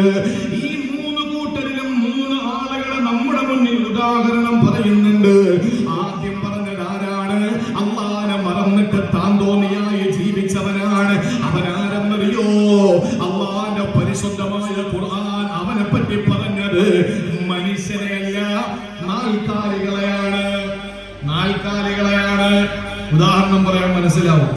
അള്ളാഹു പറഞ്ഞു, നിങ്ങൾ പടച്ചവനെ മറന്ന് ജീവിക്കുന്ന ആളുകളെ നിങ്ങൾ അംഗീകരിക്കരുത്, അനുസരിക്കരുത്. അവർ പറയുന്നത് നിങ്ങൾ കേൾക്കണ്ട, അവരെ നിങ്ങൾ ആദരിക്കുകയും വേണ്ട, ബഹുമാനിക്കുകയും വേണ്ട, പാടില്ലത്.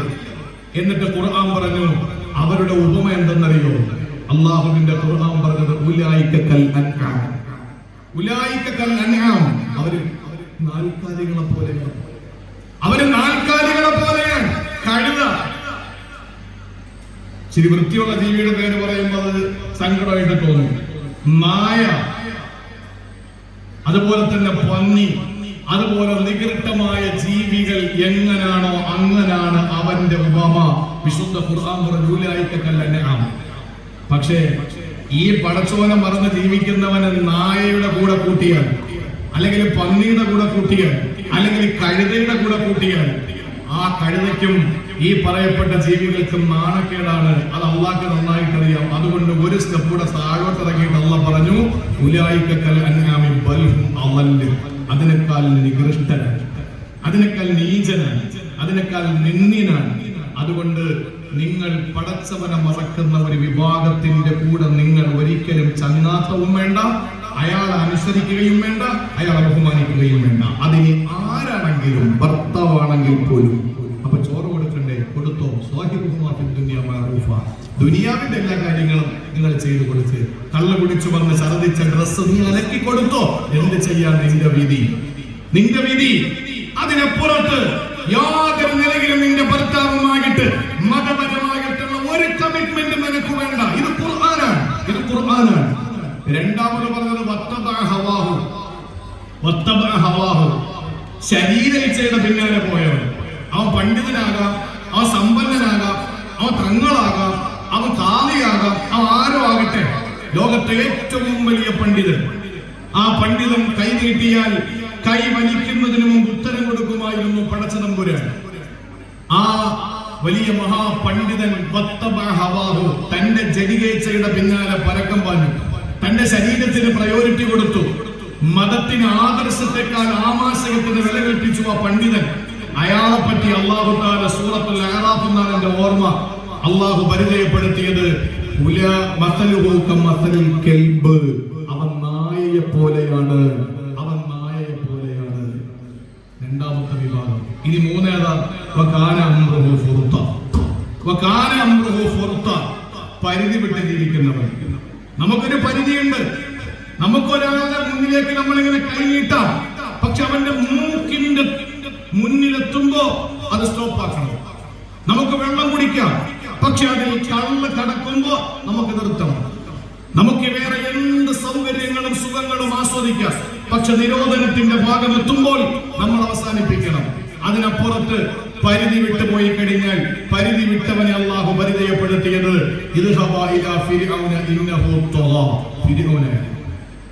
അല്ലാഹു തആല മൂന്ന് വിഭാഗത്തിന് മൂന്ന് ഉപമകൾ പറഞ്ഞിട്ടുണ്ട്. ഒന്ന്, അള്ളാനെ മറന്ന് താന്തോന്നിയായി ജീവിക്കുന്നവന് നാൽക്കാലികളെ പോലെ.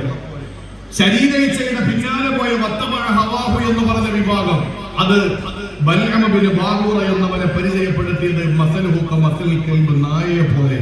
എന്നാൽ മൂന്നാമത് അല്ലാഹു പറഞ്ഞു കാന അംറുഹു ഫുർത്ത, ഏത് വിഷയത്തിലും ബൗണ്ടറിക്ക് വരയ്ക്ക് പുറത്തുപോയ, ആ ബൗണ്ടറിക്ക് പുറത്തേക്ക് പോയ ഒരു വിഭാഗം, അവനെ അല്ലാഹു പരിചയപ്പെടുത്തുന്നത് വിശുദ്ധ ഖുർആൻ ഇന്നഹു തഗാ എന്ന് പറഞ്ഞാൽ ഫിർഔനാണ്. സഹോദരങ്ങളെ, അതുകൊണ്ട് ഈ പറയുന്ന ഒരു ഖൗമിനോട് നമുക്ക് യാതൊരു നിലയിലുള്ള ബഹുമാനവും അവർ അർഹിക്കുന്നില്ല. ഒരു ആദരവും അവർ അംഗീകാരമായി കിട്ടാൻ ഒരിക്കലും അർഹതയില്ല. അവരെ നമ്മൾ അനുസരിക്കുകയും വേണ്ട. ഇതാണ് വിശുദ്ധ ഖുർആനിലെ ഈ ആയത്തിൽ പറഞ്ഞ വിഭാഗം. നമുക്ക് അനുസരിക്കാൻ ചില ആളുകൾ അല്ലാഹു നമ്മോട് പറഞ്ഞിട്ടുണ്ട്. അത് മാത്രം നമ്മൾ അനുസരിച്ചാൽ മതി. ഇനി ഒരു കൂട്ടരെ പറ്റി അല്ലാഹുവിന്റെ വിശുദ്ധ ഖുർആൻ പറഞ്ഞു. അതാരെന്നറിയോ? അതൊരൊറ്റ വ്യക്തിയാണ് പറഞ്ഞത്. ലോകത്ത് അല്ലാഹുവിന്റെ ഖുർആൻ പരിചയപ്പെടുത്തിയ ഒരുപാട് ശത്രുക്കളുണ്ട്. ഫിർഔനെ പറഞ്ഞു 136 തവണ മൂസാ നബിയുടെ പേര് പറഞ്ഞിട്ടുണ്ടെങ്കിൽ, മൂസാ നബിയുടെ പേര് കഴിഞ്ഞാൽ ഏറ്റവും കൂടുതൽ പേര് പറഞ്ഞിട്ടുള്ളത് ഫിർഔനിന്റെ പേരാണ്. ആ ഫിർഔനിന്റെ പേര് അല്ലാഹു തആല പരിശുദ്ധ ഖുർആനിൽ ഏറ്റവും കൂടുതലായി പറഞ്ഞു. ആ ഫിർഔനെ ശത്രുവായല്ലേ പ്രഖ്യാപിച്ചത്? ഇബ്ലീസിനെ ശത്രുവായി പ്രഖ്യാപിച്ചു. പേര് പറയാത്ത കുറെ ആളുകളെയും പ്രഖ്യാപിച്ചു. അതിലൊരുത്തനാണ് വലീദ് ബിൻ മുഗീറ. വലീദ് ബിൻ മുഗീറയുടെ സ്വഭാവം എന്തെന്നറിയോ? ഈ ചുങ്കപ്പാറയിൽ വലീദ് ബിൻ മുഗീറയുടെ സ്വഭാവക്കാരെങ്കിലും ഉണ്ടെങ്കിൽ വല്ലാഹി ആ പരിശുദ്ധ ഖുർആനിന്റെ പ്രഖ്യാപനത്തിൽ നിന്നുകൊണ്ട് നമുക്ക് പറയാം, ഈ പറയുന്ന വലീദ് ബിൻ മുഗീറയുടെ സ്വഭാവത്തിൽ ഏതെങ്കിലും ഒരു സ്വഭാവമുള്ളവനോട് നമുക്കൊരു ആദരവ് വേണ്ട, നമുക്കൊരു ബഹുമാനം വേണ്ട. അല്ലാഹു പറയുന്നത് എവിടെയാണെന്നറിയോ? സൂറത്തുൽ ഖലമിലാണ്. അല്ലാഹുവിന്റെ പ്രിയപ്പെട്ട പ്രവാചകനെതിരെ കഅബാലയത്തിന്റെ ചുമരുകളിൽ നബിതങ്ങൾക്കെതിരെ ശക്തമായ വിധി പഠിപ്പിച്ചിട്ട് അതിൽ റസൂലുള്ളാഹിനെതിരെയുള്ള പരാമർശങ്ങൾ കുത്തിക്കുറിക്കുകയാണ്. നബി തങ്ങൾക്കെതിരെ സംസാരിച്ചത് പ്രിയപ്പെട്ടവരെ ആദ്യമായിട്ട് ചുങ്കപ്പാറയിലൊന്നുമല്ല, ആദ്യമായിട്ട് റസൂലുള്ളാഹിനെതിരെ സംസാരിച്ചത് എവിടെയും അറിയോ? കഅബാലയത്തിന്റെ കരിമ്പടം പുറച്ച കറുത്ത സുന്ദരിയായ കരിങ്കൽ ഭിത്തികൊണ്ട് നിർമ്മിക്കപ്പെട്ട ആ കഅബാലയം എന്ന കറുത്ത സുന്ദരിയുടെ ചുമരുകളിൽ അല്ലാഹുവിന്റെ ഹബീബിനെതിരെ മോശമായ പദപ്രയോഗങ്ങൾ കൊണ്ട് എഴുതി പിടിപ്പിക്കുകയാണ്. ആ സമയത്ത് വിശുദ്ധമായ ഖുർആൻ അവതരിപ്പിച്ചുകൊണ്ട് അല്ലാഹു ആശ്വസിപ്പിക്കുകയാണ്. നൂൻ വൽ ഖലമി വമാ യസ്തുറൂൻ. പേന തന്നെയാണ് സത്യം, പേന കൊണ്ട് എഴുതി പിടിപ്പിക്കുന്നതിന് തന്നെയാണ് സത്യം. സഹോദരങ്ങളെ, പേന കൊണ്ട് പിടിച്ചെഴുതിയ എത്രയോ ആളുകളുണ്ട്. ഞാൻ ഇടുക്കി ജില്ലയിലെ ഇടമറയിൽ പ്രസംഗിച്ചിട്ടുണ്ട്. ഇടുക്കി ജില്ലയുടെ എറണാകുളം ജില്ലയുടെ ഒരു ഭാഗമാണ് ഇടുക്കി ജില്ലയോട് ഒട്ടിച്ചേർന്ന് കിടക്കുന്ന തൊടുപുഴയുടെ ഉള്ളില്. ആ സ്ഥലത്തിന്റെ പേര് എടമറുവി എന്നാണ്. അവിടെ ഞാൻ 2 വർഷം പ്രസംഗിച്ചു. 2 വർഷവും ഈ 2 ദിവസമാണ് പ്രസംഗിച്ചത്. ആ സ്ഥലത്ത് ഞാൻ പറഞ്ഞു,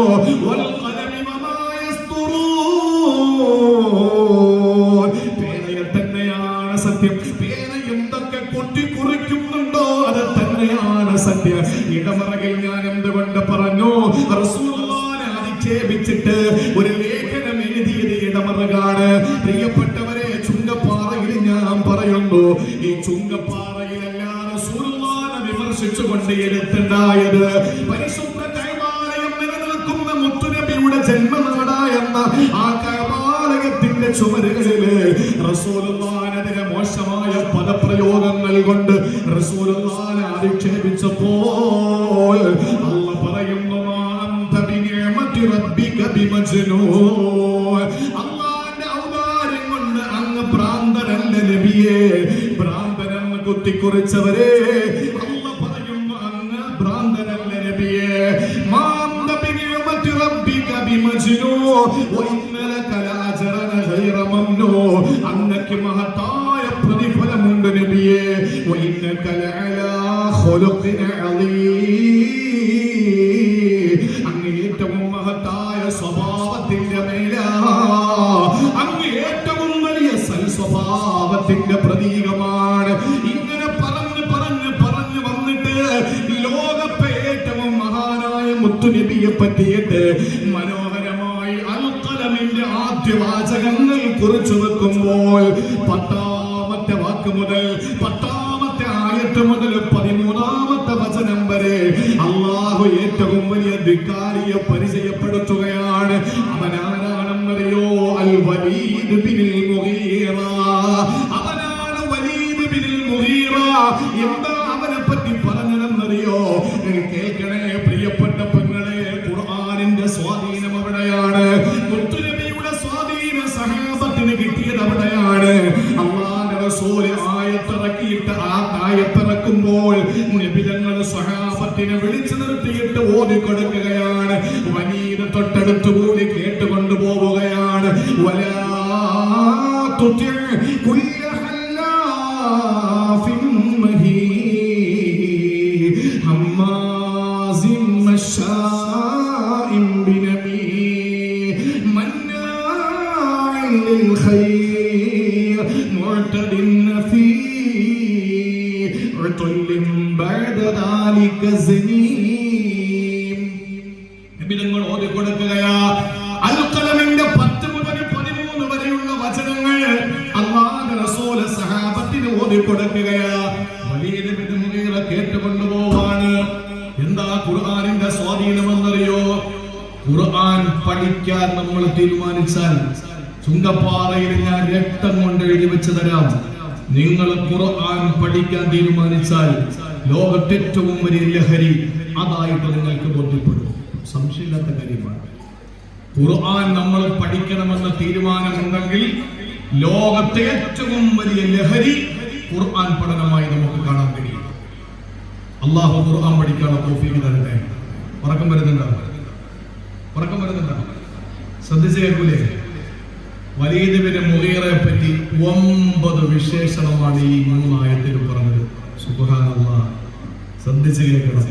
വലീദ് ആരാണ്? വലീദ് ബിൻ മുഗീറ ആരാണ്? നിങ്ങൾ കേൾക്കണേ. വലീദ് ബിൻ മുഗീറ അവിടുത്തെ പ്രമാണിയാണ്. ഏറ്റവും വലിയ ഒരു ഫാസിസ്റ്റ് മനോഭാവമുള്ള ഏറ്റവും വലിയ ഒരു വ്യക്തിയാണ് വലീദ് ബിൻ മുഗീറ. അവൻ ഇങ്ങനെ അടുത്തുകൂടി പോകുമ്പോ സഹാബത്തിനെ വിളിച്ചു നിർത്തിയിട്ട് വിശുദ്ധ ഖുർആൻ അൽ-ഖലമിന്റെ 10 മുതൽ 13 വരെയുള്ള ആയത്തുകൾ ഓതി കൊടുക്കുകയാണ്. അതിനു മുമ്പ് അള്ളാന്റെ പ്രിയപ്പെട്ട പ്രവാചകനെ പറ്റിയിട്ട് മനോഹരമായി ഈ സൂറയുടെ ആദ്യ വചനങ്ങൾ സൂചിപ്പിച്ചു. അങ്ങനെ വന്ന് തേനിന്റെ മധുരത്തെ പറ്റിയിട്ട് മനോഹരമായി പറഞ്ഞു വന്നിട്ട് കറ്റാർ വാഴയുടെ കയ്പിനെ പറ്റി പറയുന്നു. വിശുദ്ധമായ പ്രകാശത്തെ പറ്റി ഇങ്ങനെ പറഞ്ഞു വന്നിട്ട് കുറ്റിനെ പറ്റി അള്ളാഹു പറയുന്നു. സഹോദരങ്ങളെ, നബിതങ്ങൾ ഓതിക്കൊടുക്കുമ്പോൾ വലീദ് ബിൻ മുഗീറ അടുത്തുകൂടെ പോകുന്നുണ്ട്. വലീദ് ബിൻ മുഗീറയ്ക്ക് അറിയാം ഇതെനിക്ക് കിട്ടുന്ന അടിയാണ്. കാരണം ഈ പറയുന്ന സ്വഭാവമൊക്കെ അവന്റെ സ്വഭാവമാണ്. എന്താണെന്നറിയോ?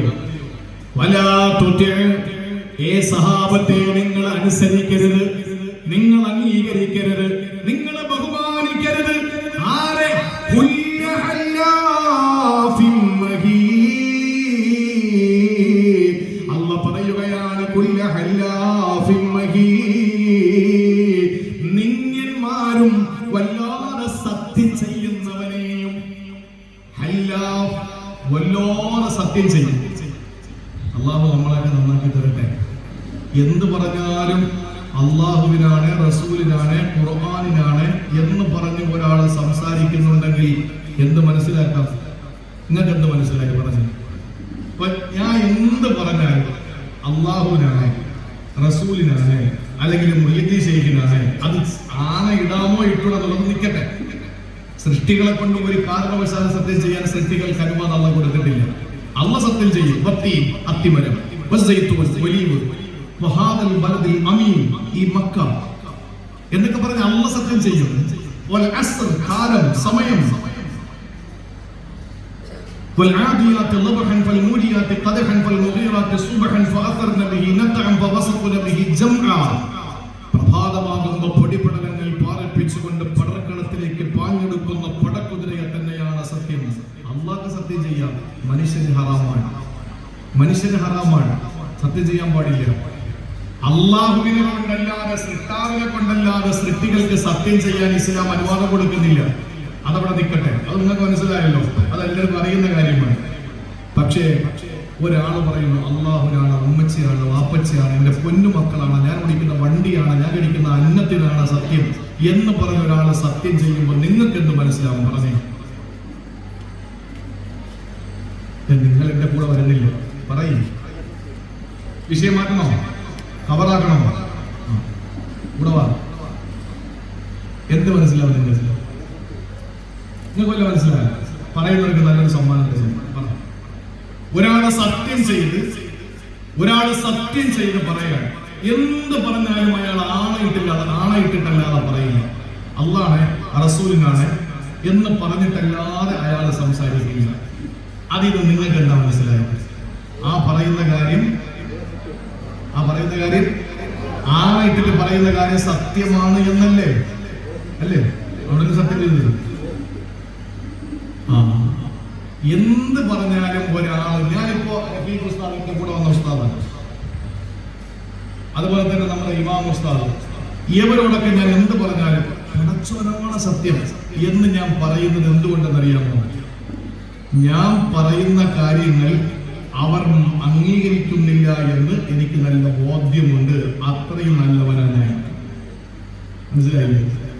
ഞാൻ എന്റെ വാപ്പാടത്തൊരു കാര്യം പറഞ്ഞാൽ പോലെ എന്റെ വാപ്പ അതനുസരിച്ച് അംഗീകരിക്കൂല, വിശ്വസിക്കൂല. അതുകൊണ്ടാണ് ഞാൻ സത്യം ചെയ്യേണ്ടി വരുന്നത്. ഇപ്പൊ മനസ്സിലായോ? തൊട്ടതിനും പിടിച്ചതിനും സത്യം ചെയ്യുന്നത് എന്തുകൊണ്ടാണ്? നമ്മൾ പറയുന്ന കാര്യം വേറൊരാള് നമ്മൾ സത്യം ചെയ്ത് പറഞ്ഞാലല്ലാതെ വിശ്വസിക്കൂല. അത്രയും കള്ളനാണ്, അത്രയും നീചനാണ്, അത്രയും നികൃഷ്ടനാണ്. അല്ലാഹുവിന്റെ വിശുദ്ധ ഖുർആൻ പറയുന്നു വലാ തുതിഅ കുല്ല ഹല്ലാഫിൻ മഹീൻ.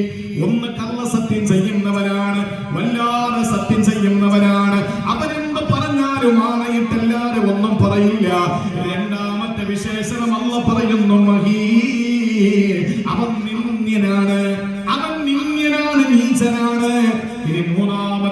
കൊടുക്കണേ. ഹമ്മാസിൻ മശാഇൻ ബിനമീം. മൂന്നാമത്തേത് ഹമ്മാസ്. നമ്മളിൽ പല ആളുകളുണ്ട് ഈ കൂട്ടത്തിൽ. ഹമ്മാസ് എന്ന് പറഞ്ഞാൽ ഒളിഞ്ഞും തെളിഞ്ഞും കുത്തുവാക്ക് പറയുന്ന ആളുകൾ നമ്മുടെ കൂട്ടത്തില്ലേ. മരുമക്കള് അമ്മായി അമ്മയുമായിട്ട് ഉടക്കുണ്ടാവുമ്പോ മരുമക്കള് പറയില്ലേ കുത്തുവാക്ക്. എങ്ങനെ കുത്തുവാക്ക്? കുത്തുവാക്ക് എന്ന് പറഞ്ഞാൽ എന്താണ്? ഞാൻ നിങ്ങളല്ല പറയുന്നത് എന്ന് പറയുകയും അങ്ങനെ തോന്നിപ്പിക്കുകയും എന്നാൽ അവർക്ക് നല്ല കുത്തു കൊടുക്കുകയും ചെയ്യുന്ന വാക്കിനാണ് കുത്തുവാക്ക് എന്ന് പറയുന്നത്. അങ്ങനെ കുത്തുവാക്ക് പറയുന്ന ആളുകളുണ്ടല്ലോ, അവരൊക്കെ ഒരു കാരണവശാലും ബഹുമാനം, അംഗീകാരം, ആദരവ് ഒരിക്കലും അർഹിക്കാത്ത ആളുകളാണ്. കുത്തുവാക്കുകൾ പറയുന്നവർ, ഒരു സദസ്സിൽ വെച്ച് കുത്തുവാക്കുകൾ പറയുന്നവർ ഈ വലീദ് ഇബ്നു മുഗീറയുടെ വിശേഷണമാണ്. മൂന്നാമത്തേത് നിങ്ങൾ ശ്രദ്ധിച്ച് കേൾക്കണേ. വീണ്ടും അല്ലാഹുവിന്റെ ഖുർആൻ ഓതുന്നു.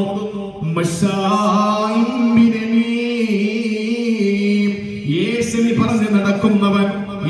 പറഞ്ഞു നടക്കുന്നവൻ ഇവിടെ ഒരു കാര്യം പറയും, അപ്പുറത്തും പോയി പറയും, ആ കാര്യം ഇവിടെയും വന്ന് പറയും.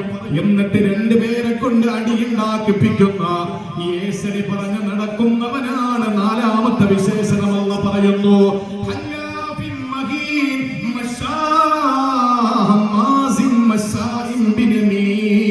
ഈ നാല് വിശേഷണം കഴിഞ്ഞിട്ട് അല്ലാഹു അഞ്ചാമത്തെ വിശേഷണം പറയുകയാണ്. നമ്മുടെ നാട്ടിൽ വളരെ കൂടുതലാണ്, ചുങ്കപ്പാറയിലല്ല. നമ്മുടെ നാടെന്ന് ഞാൻ ഉദ്ദേശിച്ചത് നമ്മുടെ ഇടയിൽ കൂടുതലാണ്. എന്താണ് മന്നാഇൽ ഖൈർ? ഏത് നല്ല കാര്യങ്ങൾക്ക് തടസ്സം നിൽക്കുന്നവൻ ഒരു നാട്ടിലുണ്ടാവൂലേ? ഏത് നല്ല കാര്യം തുടങ്ങിയാലും അതിന് കുതന്ത്രം വെക്കുന്നവൻ, തടസ്സം വെക്കണം. അവൻ തടസ്സം നിൽക്കും. കുറച്ചുപേർക്ക് ഭക്ഷണം കൊടുത്താലും അതിന്റെ ആവശ്യമൊന്നുമില്ല. ഭക്ഷണം കൊടുത്താൽ അടിയുണ്ടാവും, ഭക്ഷണം കൊടുത്താൽ ആള് കൂടുതലാവും, നിയന്ത്രിക്കാൻ പറ്റൂല. ഭക്ഷണം കൊടുത്താൽ അവരങ്ങനാവും ഇങ്ങനാവും എന്ന് പറഞ്ഞിട്ട് ആ നല്ല കാര്യം ഭക്ഷണം കൊടുപ്പിനെ തടസ്സം നിൽക്കുന്ന ചില ആളുകൾ. പിന്നെ ചില ആളുകളോ പള്ളിയിൽ എന്തെങ്കിലും ഒരു നല്ല കാര്യം, ഒരു വാഴ് വെക്കാം, ആളുകൾക്ക് ഉപകാരപ്പെടട്ടെ. അപ്പൊ വാഴ വിരോധികൾ ഇപ്പൊ കൂടുതലാണല്ലോ, മതപ്രസംഗ വിരോധികൾ കൂടുതലാണ്.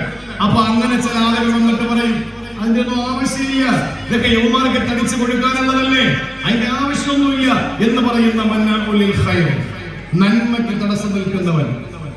മക്കൾ എന്തെങ്കിലും ഒരു നല്ല കാര്യം പറയുമ്പോ അതിന് തടസ്സം നിൽക്കുന്ന വാപ്പ. അല്ലാഹുവിന്റെ ഖുർആൻ ഈ പറഞ്ഞ വലീദ് ഇബ്നു മുഗീറയുടെ അഞ്ചാമത്തെ സ്വഭാവം പറഞ്ഞു, മന്നാഉൽ ഖൈർ, നന്മയ്ക്ക് വിഘാതം നിൽക്കുന്നവൻ. ഏത് നല്ല കാര്യങ്ങൾ ഉണ്ടെങ്കിലും അതിന് തടസ്സം നിൽക്കുന്നവൻ. തീരുന്നില്ല, ആറാമതുള്ള പറയുകയാണ് മുഅ്തദിൻ അസീം. ഇനിയാണ് രസം. നല്ല രസമുള്ള ഒരു കാര്യം ഇതിനകത്തുണ്ട്. ബിസ്ക്കറ്റിൽ വീണ് പോവോ? ഇപ്പൊ കൊടുക്കണോ? കുറച്ചുകൂടെ കഴിയട്ടെ. എന്തായാലും ഒരു 3/4 മണിക്കൂർ ഒക്കെ ഉള്ളൂ നമുക്ക്. ഒരു 10 മിനിറ്റ് കഴിഞ്ഞ് കൊടുക്കാം കേട്ടാ, 10 മിനിറ്റ്. ഇല്ലെങ്കിൽ ഈ വിഷയത്തിൽ നിന്ന് നിങ്ങൾക്ക് ഒന്ന് മനസ്സിലാകാതെ പോകും. മന്നാഉൽ ഖൈർ, എല്ലാ നന്മകൾക്കും തടസ്സം നിൽക്കാൻ. മുഅ്തദിൻ, അവൻ പരിധി വിട്ടുപോയി. അസീം, പാപിയാണ്. ഏത് പാപവും അവൻ ചെയ്യും, അതിന് ഒരു തർക്കവും ഇല്ല. എല്ലാ കാര്യങ്ങൾക്കും, തിന്മയായ കാര്യങ്ങൾക്കൊക്കെ അവൻ മുന്നിലുണ്ട്. മുമ്പൊരു വാഴ വെച്ചാണ് സംഘാടകൻ. ഞാൻ ഈ ഭാഗത്ത് ഏറ്റവും കൂടുതൽ വാഴ പറഞ്ഞത് നമ്മുടെ പ്രിയപ്പെട്ടവരുള്ള കോട്ടാങ്കല്ലാണ്. ഞാൻ അവിടെ പെരുമ്പട്ടിയിൽ ഞാൻ പറഞ്ഞിരുന്നു, അതിന്റെ കമ്മിറ്റി ഭാരവാഹികളൊക്കെ അവിടെ ഇരിപ്പുണ്ട്. ഞാൻ എത്രയോ വർഷം തുടർച്ചയായി വാഴ പറഞ്ഞു.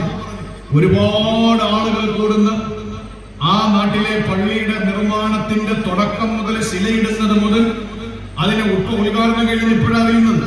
അപ്പൊ അതുവരെയുള്ള എല്ലാ പരിപാടികൾക്കും ഇഷ്ടംപോലെ സ്വർണം. ഇന്ന് സ്വർണം ചോദിച്ചാൽ അടി ചിങ്ങത്തിന് തീരില്ല. അന്നങ്ങനല്ല.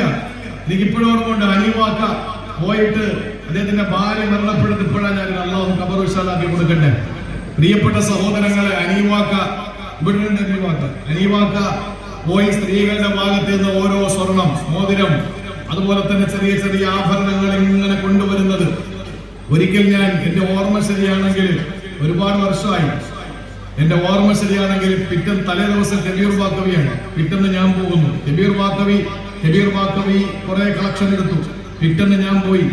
ഈ പറയുന്ന രീതിയിൽ 60-ലധികം സ്വർണം, അല്ലെ, 60-ലധികം സ്വർണം, 60-70 സ്വർണം, പവനല്ല, ഓരോ ആഭരണങ്ങൾ, അടുത്ത മോതിരം എണ്ണി നോക്കുമ്പോൾ 60 എത്രയുണ്ട്. ഞങ്ങൾ പിന്നീട് തിരുവനന്തപുരത്ത് ഒരു പരിപാടിക്ക് വേണ്ടി ഒരുമിച്ച് കൂടുമ്പോ കബീർ ബാക്കവി എന്ന് പറഞ്ഞു, പ്രിയപ്പെട്ട സഹോദരങ്ങളെ, ധാരാളം വിശ്വാസികൾ തടിച്ചുകൂടുന്ന നമ്മുടെ ഈ നാട്. പിന്നെ ഞാൻ വന്ന ഈ പെരുമ്പട്ടിയില, പിന്നെ ഞാൻ വായ്പൂര് വന്നിട്ടുണ്ട്, പിന്നെ ഞാൻ വായ്പൂര് എത്തിങ്ങാനയിൽ പ്രസംഗിച്ചിട്ടുണ്ട്, ഇവിടെയൊക്കെ ഞാൻ വന്നിട്ടുണ്ട്. പക്ഷേ ഞാൻ പറയുന്നത്, പ്രിയപ്പെട്ട സഹോദരങ്ങളെ, നമ്മുടെ ജീവിതത്തിൽ അള്ളാഹു നമുക്ക് നൽകിയിട്ടുള്ള വലിയ ഒരു ഭാഗ്യമെന്തെന്നറിയോ? ഈ നാട്ടിലുള്ള ഒരാളും വീട്ടിൽ കിടന്നുറങ്ങൂല, എല്ലാവരും വയലുമായി സഹകരിക്കും. പിന്നെ അനാവശ്യമായ യാതൊരു അഭിപ്രായങ്ങളും നമ്മുടെ വേദികളിൽ ഉണ്ടാവില്ല.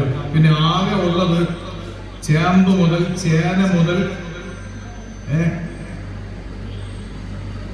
കൈ മുണ്ട് വരെ ലേലം ചെയ്യണം. ഞാൻ ഇന്ന് വിളിച്ചപ്പോൾ ചോദിച്ചു, ലേലം വല്ലതും ഉണ്ടോ? എന്നെ എനിക്കൊന്ന് ഒഴിവാക്കിയേക്കണം, കാരണം പ്രസംഗത്തിൽ നിന്നല്ല, ലേലത്തിൽ നിന്ന്, നാളെ വെള്ളിയാഴ്ചയാണ് എന്ന് പറഞ്ഞു. അപ്പൊ ലേലം ഒന്നുമില്ല. ഞാൻ വന്നപ്പോ ഒരു തസ്ബീഹ് കിടന്നു. ഇനി അത് അധ്യക്ഷൻ ചൊല്ലിക്കൊണ്ടിരുന്നതാണോ അതിന് ലേലത്തിലാണോ എന്നറിയില്ല, അത് പിന്നെ അറിയാം. ഏതായിരുന്നാലും കുറച്ച് സാധനങ്ങൾ ഉണ്ടാവണമെങ്കിൽ തന്നെ ഉണ്ടാവുള്ളൂ. ഇല്ലെങ്കിൽ ഒരു വേദിയിലേക്ക് വന്നാൽ സൂപ്പർ മാർക്കറ്റിൽ കയറിയത് പോലെയാണ്, എല്ലാ സാധനങ്ങളും അതിനകത്ത് ഉണ്ടാവും. ഇത് മാത്രമേ ഉള്ളൂ. ശരി, ഇൻഷാ അല്ലാഹ്. അപ്പോ ഞാൻ പറഞ്ഞത്, നിങ്ങൾ നന്നായിട്ട് ശ്രദ്ധിക്കണം. വലീദ് ഇബ്നു മുഗീറ എന്ന സത്യനിഷേധി നടന്നു പോകുമ്പോ ഖുർആൻ അല്ലാഹ് ഇറക്കി കൊടുക്കാൻ, ആ ഖുർആനിന്റെ ആയത്തുകൾ ഇങ്ങനെ അല്ലാഹുവിന്റെ റസൂല് സഹാബത്തിന് ഓതി കൊടുക്കാൻ. എന്താണ്? ഹല്ലാഫിൻ മഹീൻ, ഹമ്മാസിൻ മശാഇൻ ബിനമീം, മന്നാഇൻ ലിൽ ഖൈർ, മുഅ്തദിൻ അസീം. ഏഴെണ്ണമായി. രസകരമായ സംഭവം കേട്ടോ. ഇതിങ്ങനെ വിളിച്ചത് കേൾക്കണവൻ വലീദ് ഇബ്നു മുഗീറ. അവൻ ഇത്രയും പറഞ്ഞപ്പോൾ തന്നെ മനസ്സിലായി എന്നെ പറ്റിയാണെന്ന്. ഖുർആൻ നബികൾ ഇങ്ങനെ ഓതി കൊടുത്തു. ഹല്ലാഫിൻ മഹീൻ, ഹമ്മാസിൻ മശാഇൻ ബിനമീം, മന്നാഇൻ ലിൽ ഖൈർ, മുഅ്തദിൻ അസീം. ഇത് പറഞ്ഞിട്ട് അല്ലാഹു പറഞ്ഞു, ഉതുല്ലിൻ. നിങ്ങൾ ശ്രദ്ധിച്ച് കേട്ടോ. ഉതുല്ലിൻ, അല്ലാഹു പറയുകയാണ്, ഇവൻ ഏറ്റവും വലിയ ക്രൂരനാണ്. അങ്ങനെ 8ാമത്തെ വിശേഷണവും വന്നു. നിങ്ങൾ എണ്ണിക്കെ. 1 ഹല്ലാഫ്, ഭയങ്കരമായ സത്യം ചെയ്തു പറയുന്നവൻ. മഹീൻ, നീചൻ. ഹമ്മാസ്, കുത്തുവാക്കുകൾ പറയുന്നവൻ. നമുക്ക് ഈ സ്വഭാവം ഉണ്ടെങ്കിൽ മാറ്റിക്കൊന്നത്തെ രാത്രി. മശാഇൻ ബിനമീം, ഏശനി പറയുന്നവൻ. തൊഴിലുറപ്പിന്റെ പരിപാടിക്ക് അവളെ പോകുമ്പോൾ അവളെ പറ്റി പറയും. കുടുംബശ്രീയുടെ മീറ്റിംഗിന് മുമ്പ് അവളെ പറ്റി ഇവിടെ പറയും. അങ്ങനെ പറഞ്ഞ് തമ്മിൽ അടിയുണ്ടാക്കിയിട്ട് എവിടെ നല്ല പിള്ളേരായിട്ട് ചമയുക. മന്നാഇൻ ലിൽ ഖൈർ, ഭർത്താവ് പറയുന്നു 10,000 പള്ളി കൊടുക്കട്ടെ. ഇതൊക്കെ ഭ്രാന്തണ്ടോ മനുഷ്യ? അതിന് ഗോന്ത്രം വയ്ക്കുക. അതാണ് മന്നാഉൻ ലിൽ ഖൈർ. മുഅ്തദിൻ, ഏത് വിഷയത്തിലും പരിധി വിട്ട പരിപാടി. കല്യാണത്തിന് മഞ്ഞ കല്യാണം എവിടെ നിന്ന് കിട്ടി? മഞ്ഞ കല്യാണം ഇവിടെ ഈ നാട്ടിലുണ്ടോ? കുറവാ. അല്ലാഹു തആല അങ്ങനെ കുറച്ച് തരട്ടെ, കൂട്ടിത്തരാതിരിക്കട്ടെ. ആമീൻ പറയും. ഞാൻ പറഞ്ഞു, മഞ്ഞ കല്യാണം കേരളത്തില് മഞ്ഞക്കാർഡ് കൊടുക്കുന്നത് മുമ്പ് 2 സ്ഥലത്താണ്. ഒന്ന് കോഴിക്കോട് കുതിരവട്ടത്തും, 2 പേരുൾക്കട ഊളം പറയുന്നു. ഈ മഞ്ഞക്കാർഡ് കിട്ടിയാൽ മുഖ്യമന്ത്രിയെ തെരുവിളിക്കാം, ഓപ്പോസിഷൻ ലീഡറെ തെരുവിളിക്കാം, പ്രധാനമന്ത്രിയെ ചീത്ത പറയാം, ഗവർണറെ എന്തും പറയാം. കാരണം പോലീസ് വരുമ്പോൾ മഞ്ഞക്കാർഡ് മുക്കി കാണിച്ചാൽ ഇവൻ മട്ടനാണ്, ഭ്രാന്തനാണ് എന്നവർക്ക് മനസ്സിലാവും, വെറുതെ വിടും. ഈ മഞ്ഞ കല്യാണം നടത്തുന്നവരൊക്കെ അപ്പൊ എങ്ങനെയുള്ളവരായിരിക്കും എന്ന് മനസ്സിലായില്ലേ? അതുകൊണ്ട് നമ്മുടെയൊക്കെ മക്കളുടെ കല്യാണത്തിന് മഞ്ഞ കല്യാണമൊന്നും വേണ്ട. 3 ദിവസം മുമ്പ് മഞ്ഞ. 90 വയസ്സായ ഉമ്മാമ്മയൊക്കെ ഈ മഞ്ഞയിൽ കുളിച്ച് നിൽക്കുന്നതാണ് എന്തോ ഒരു ചേരെന്ന് പറയുന്ന ചില ആളുകൾ. മൊത്തത്തിൽ മഞ്ഞ, ബ്ലൗസ് മഞ്ഞ, സാരി മഞ്ഞ, എല്ലാം മഞ്ഞ, പർവ്വത മഞ്ഞ. അങ്ങനെയാണ് മഞ്ഞ കല്യാണം. എവിടെന്നോ കിട്ടിയ കടല് കടന്നു വന്നോ, മലയിറങ്ങി ചുരമിറങ്ങി വന്നയോ ഏതോ സംസ്കാരമാണ്. ഇത് നമ്മുടെ സംസ്കാരമല്ല. അപ്പൊ പരിധി വിടുക, ഒന്നിനും പരിധി വിടരുത്. പിന്നെയോ 7ാമത്തേത് അസീം, പാപിയായ കാര്യം. ഇവൻ പാപിയാണ്, എല്ലാ പാപങ്ങളും ഇവൻ ചെയ്യും. നിൽക്കട്ടോ. 8ാമത്തെ വിശേഷണം അവൻ ഇങ്ങനെ കേട്ടുകൊണ്ട് നിൽക്കുകയാണ്. നാട്ടിനോട് പറയുന്ന സഹാബ, ഉതുല്ലിൻ, അവൻ ക്രൂരനാണ് സഹാബ. ഇത്രയും പറഞ്ഞിട്ട് നിബിതങ്ങൾ പറയുന്നു ബഅദ ദാലിക സനീ. ഇത്രയും അങ്ങോട്ട് പറയുന്നവരോ മിണ്ടാകുന്നു. വലീദ് ബിൻ മുഗീറ ഈ 8 വിശേഷതകൾ ആകെ 9 എണ്ണമാണ് പറഞ്ഞത്. 8 എണ്ണം പറയുന്നത് വരെ കേട്ട് നിന്നു.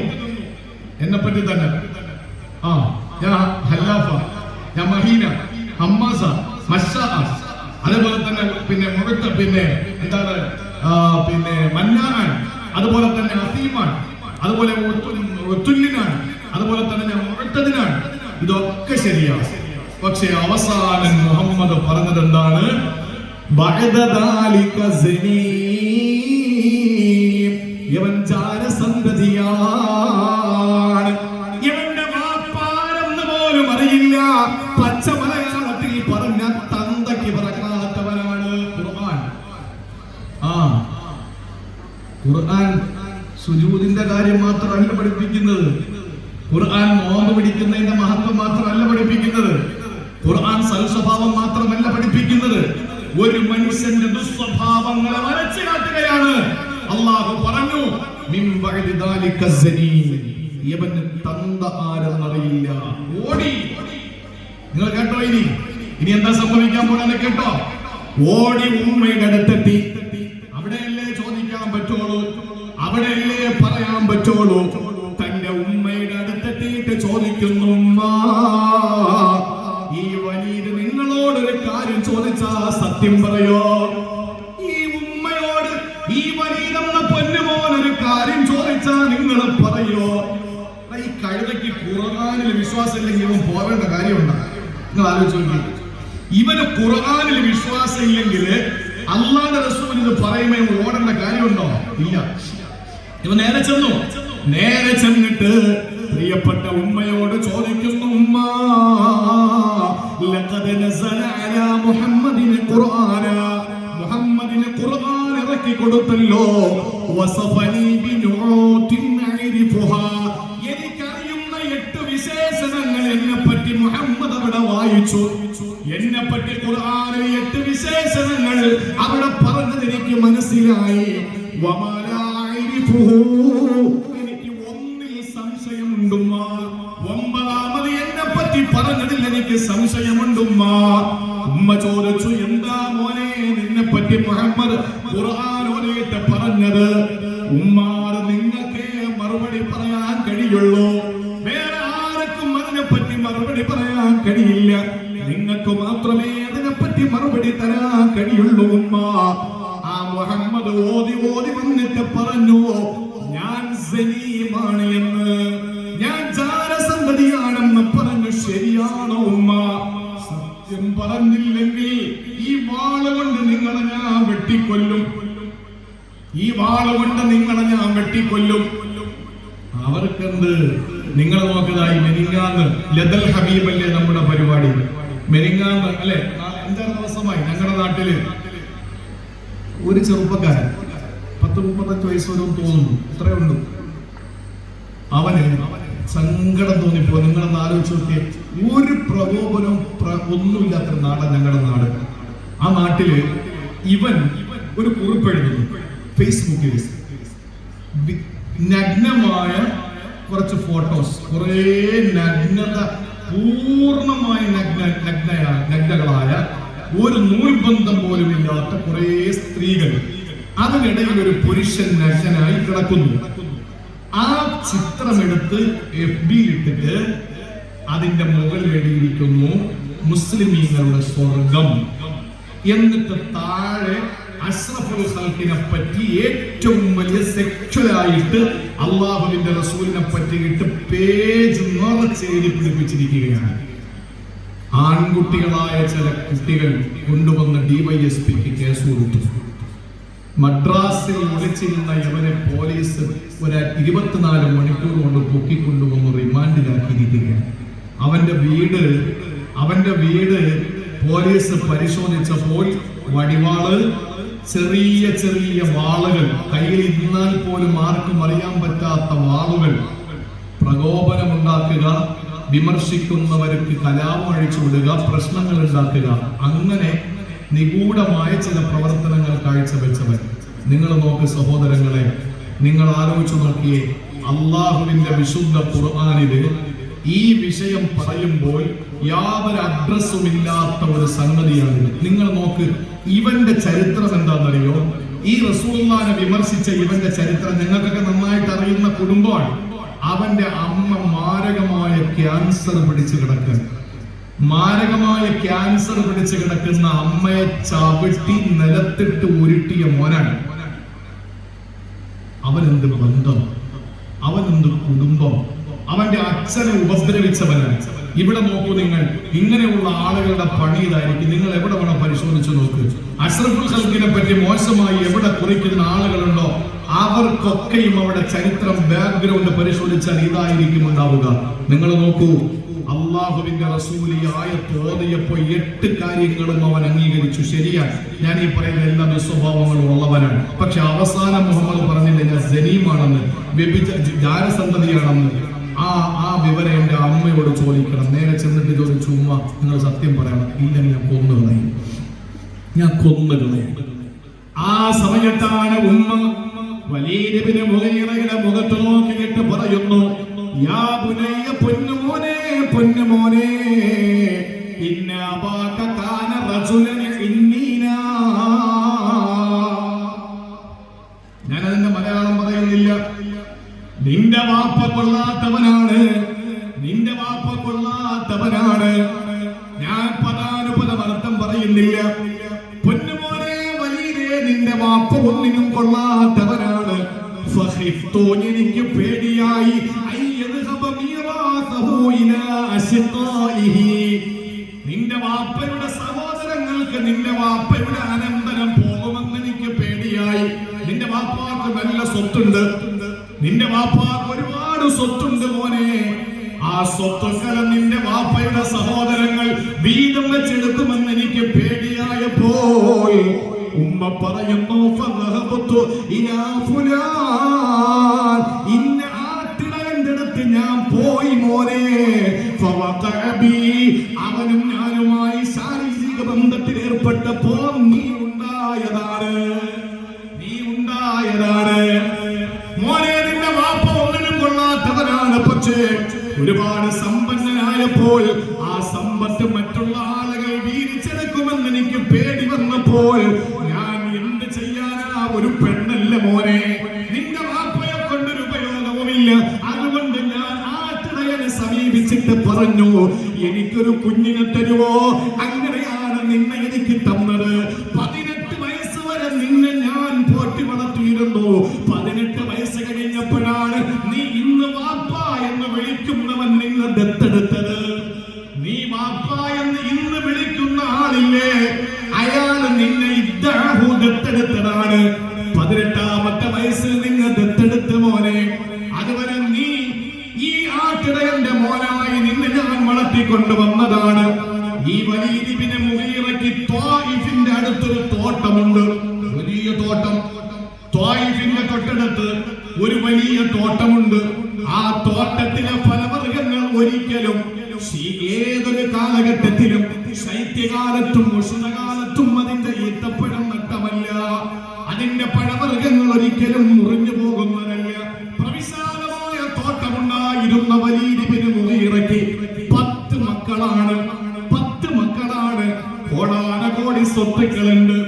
ഈ സ്വത്തുക്കളിൽ ഈ സ്വത്തുക്കളും മക്കളുമുള്ള വലീദ് ഇബ്നു മുഗീറ ജാരസന്തതിയായി 18 വയസ്സ് വരെ തന്തയാരെന്നറിയാതെ ജീവിച്ചിട്ട് 18ാമത്തെ വയസ്സ് മുതൽ ഈ കാശ് കൊടുത്ത് ദത്തെടുത്തവനെ വാപ്പ എന്ന് വിളിക്കേണ്ടി വന്നവൻ.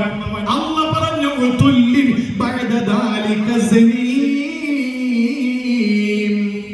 അവൻ ജാരസന്തതിയാണ്. എന്നിട്ട് അല്ലാഹു ഒന്നുകൂടി പറഞ്ഞു, ധാരാളം പണവുമുണ്ട്, ഒരുപാട് മക്കളുമുണ്ട്. പ്രിയപ്പെട്ടവരെ, ഇവനെ ചൂണ്ടി വെച്ചിട്ട് അല്ലാഹു പറയുന്നു, ഇവനൊന്നും പറയുന്നത് അനുസരിക്കരുത്, ഇവനൊന്നും പറയുന്നത് നിങ്ങൾ കേൾക്കരുത്, ഇവനൊന്നും മാന്യമായ ഒരു ബഹുമാനം പോലും നിങ്ങൾ കൊടുക്കരുതെന്ന് പരിശുദ്ധ ഖുർആൻ.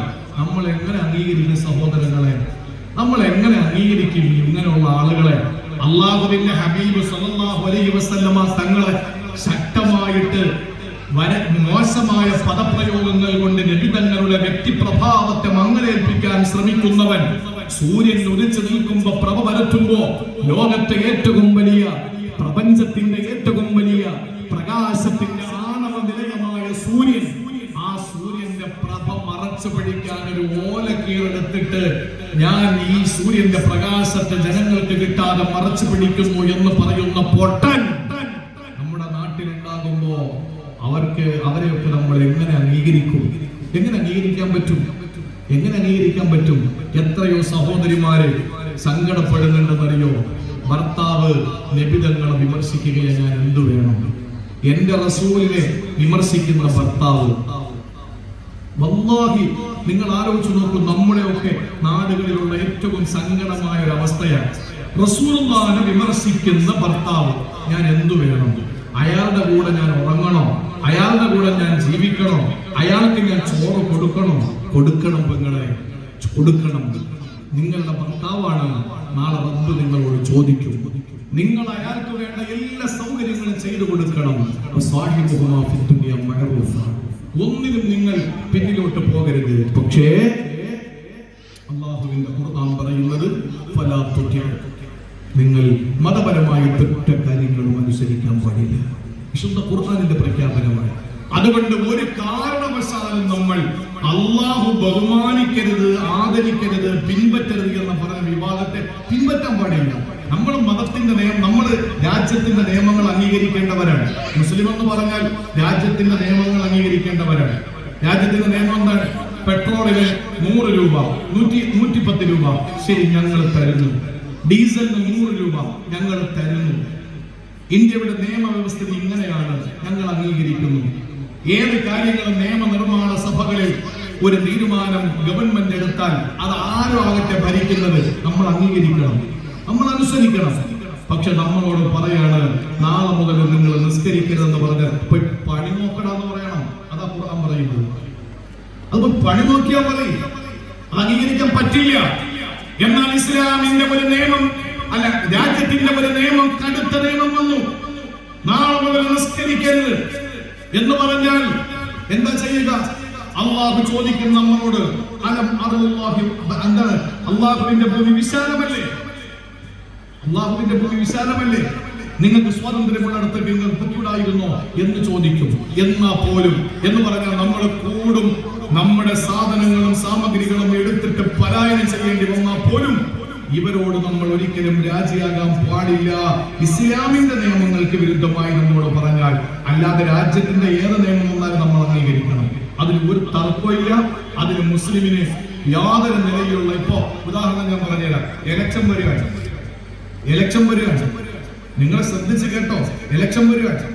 ഇലക്ഷനില് ഞാൻ ഇങ്ങനെ ഇത് മൂടിയിട്ട് കണ്ണ് മാത്രം പുറത്ത് കാണിച്ച് നടക്കുന്ന പെണ്ണാണ്. അതുകൊണ്ട് ഇലക്ഷൻ നടക്കുന്ന സമയത്ത് ഐഡന്റിഫിക്കേഷന് വേണ്ടി ഞാൻ എന്റെ മുഖം തുറന്നു കൊടുക്കൂല എന്നൊരു പെണ്ണ് പറഞ്ഞാൽ എന്ത് ചെയ്യാൻ പറ്റും? പറയും. നമ്മളവിടെ ചെയ്യുന്ന നിലപാടെന്താ? രാജ്യത്തിന്റെ നിയമമാണ്, നമ്മൾ അംഗീകരിച്ചേ പറ്റുള്ളൂ. നമ്മൾ ആ സമയത്ത് പുരുഷനാണെങ്കിൽ പോലും, മുന്നിലിരിക്കുന്ന പുരുഷനാണ് നമ്മൾ ഐഡന്റിറ്റി ചെയ്യുന്നതെങ്കിൽ പോലും നമ്മുടെ മുഖം തുറന്നു കൊടുക്കണം. രാജ്യത്തിന്റെ നിയമമാണ്. പക്ഷേ അവൻ നമ്മോട് പറയാണ്, നീ ഇനി തലമറയ്ക്കാൻ പാടില്ല. അപ്പൊ പറയണം, നീ നിന്റെ പണി നോക്കണം. അതാണ് ഞാൻ ഇത്രയും പറഞ്ഞത്.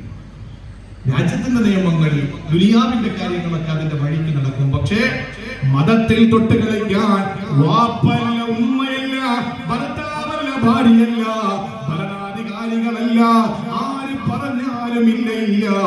എന്റെ പരിശുദ്ധമായ ദീനതിനെ അനുവദിക്കുന്നില്ല. എന്റെ പരിശുദ്ധമായ ദീനതിനെ അനുവദിക്കുന്നില്ല. ഇത് പറഞ്ഞിട്ട് ഉറച്ച നിലപാടെടുത്തുകൊണ്ട് അള്ളാന്റെ പരിശുദ്ധ ഖുർആനിനെ അനുസരിച്ചുകൊണ്ട് ദീനിനെ അംഗീകരിച്ചുകൊണ്ട് മുന്നോട്ട് പോകുന്നവരായി നമുക്ക് മാറേണ്ടതുണ്ട്. നമ്മളതനുസരിച്ച് ജീവിക്കേണ്ടതുണ്ട്. കാരണം അള്ളാന്റെ പരിശുദ്ധമായ ഖുർആൻ നമ്മുടെ മുമ്പിൽ വ്യക്തമായി ശക്തമായ ഭാഷയിൽ പറഞ്ഞിട്ടുള്ളത്, നിങ്ങൾ അനുസരിക്കേണ്ടത് അത്തീഉല്ലാഹ വ അത്തീഉർ റസൂൽ ഉലിൽ അംരി മിൻകും. ആരെ അനുസരിക്കേണ്ടത്? ഒന്ന് അല്ലാഹനെ അനുസരിക്കണം.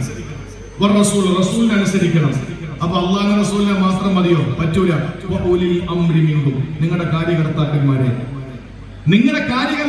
അംഗീകരിക്കണം. ഈ നാട്ടിലെ കാര്യകർത്താവ് പത്തനംതിട്ട ജില്ലയുടെ ജില്ലാ കളക്ടറായിരിക്കും നമ്മുടെ ഈ പത്തനംതിട്ട ജില്ലയുടെ ഉത്തരവാദിത്തമുള്ളത്.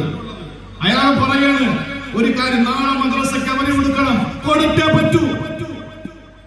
നാളെ മദ്രസയ്ക്ക് അവധിയാണ് എന്ന് ജില്ലാ കളക്ടർ, പത്തനംതിട്ട ജില്ലാ കളക്ടർ പ്രഖ്യാപിച്ചാൽ അയാൾ ഉലുൽ അംറാണ്, നമ്മുടെ കാര്യകർത്താവാണ്. അയാൾ പറഞ്ഞതനുസരിക്കണം.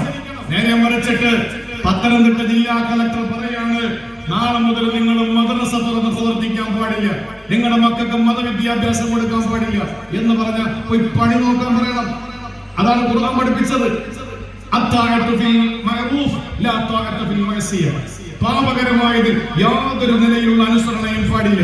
അള്ളാഹുവിന്റെ കൽപ്പനകൾ അംഗീകരിക്കുന്നതിൽ ആര് പറഞ്ഞാലും നമ്മൾ അംഗീകരിക്കണം. ഉലുൽ അംറിനെ നമ്മൾ അംഗീകരിക്കണം. പള്ളിയിലെ ഇമാമ് പറയാൻ ഒരു കാര്യം നമ്മോട് പറയുന്നു, നിങ്ങൾ കൃത്യമായി അനുസരിക്കണം. ജമാഅത്തിന്റെ കാര്യങ്ങൾ മഹല്ല് നമ്മൾ ഏൽപ്പിച്ച, ജനാധിപത്യ രീതിയിൽ ഏൽപ്പിച്ച ഒരു പരിപാലന സമിതി പറയുന്നു, ആ നാട്ടിലെ മുഴുവൻ ജനങ്ങളും അംഗീകരിക്കണം. അതേസമയം പരിപാലകർ പറയാണ് ഇൻഷാ അല്ലാഹ് നാളെ മുതൽ ഇവിടെ നിസ്കാരം ഉണ്ടായിരിക്കൂല, ഞങ്ങൾ ഇവിടെ കുരുമുളക് ഉണക്കാൻ പോവുകയാണ് എന്ന് പറഞ്ഞാൽ അംഗീകരിക്കണോ? പള്ളിയുടെ പണി നടക്കുകയാണ്. അതുകൊണ്ട് ഇൻഷാ അല്ലാഹ് ഒരു വർഷത്തേക്ക് നമ്മുടെ നമസ്കാരം തൊട്ടടുത്ത തെക്കാവില് അല്ലെങ്കിൽ തൊട്ടടുത്ത മദ്രസ ഹാളിലൊക്കെ ആയിക്കൊള്ളണം, ഇവിടെ പണി നടക്കുകയാണ്. ശരി, ഇയാൾ നമ്മളെ ഉലുൽ അംറ. നേരെ മറിച്ച് അവർ പറയാണ് ഇനി ഈ നാട്ടിൽ നമസ്കാരം വേണ്ട എന്ന് പറഞ്ഞാൽ അനുസരിക്കാൻ പാടില്ല.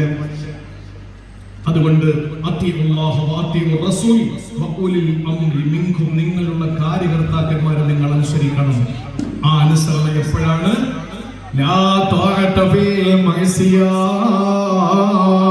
പാപകരമായ യാതൊരു കാര്യത്തിലും അനുസരണ പാടില്ല.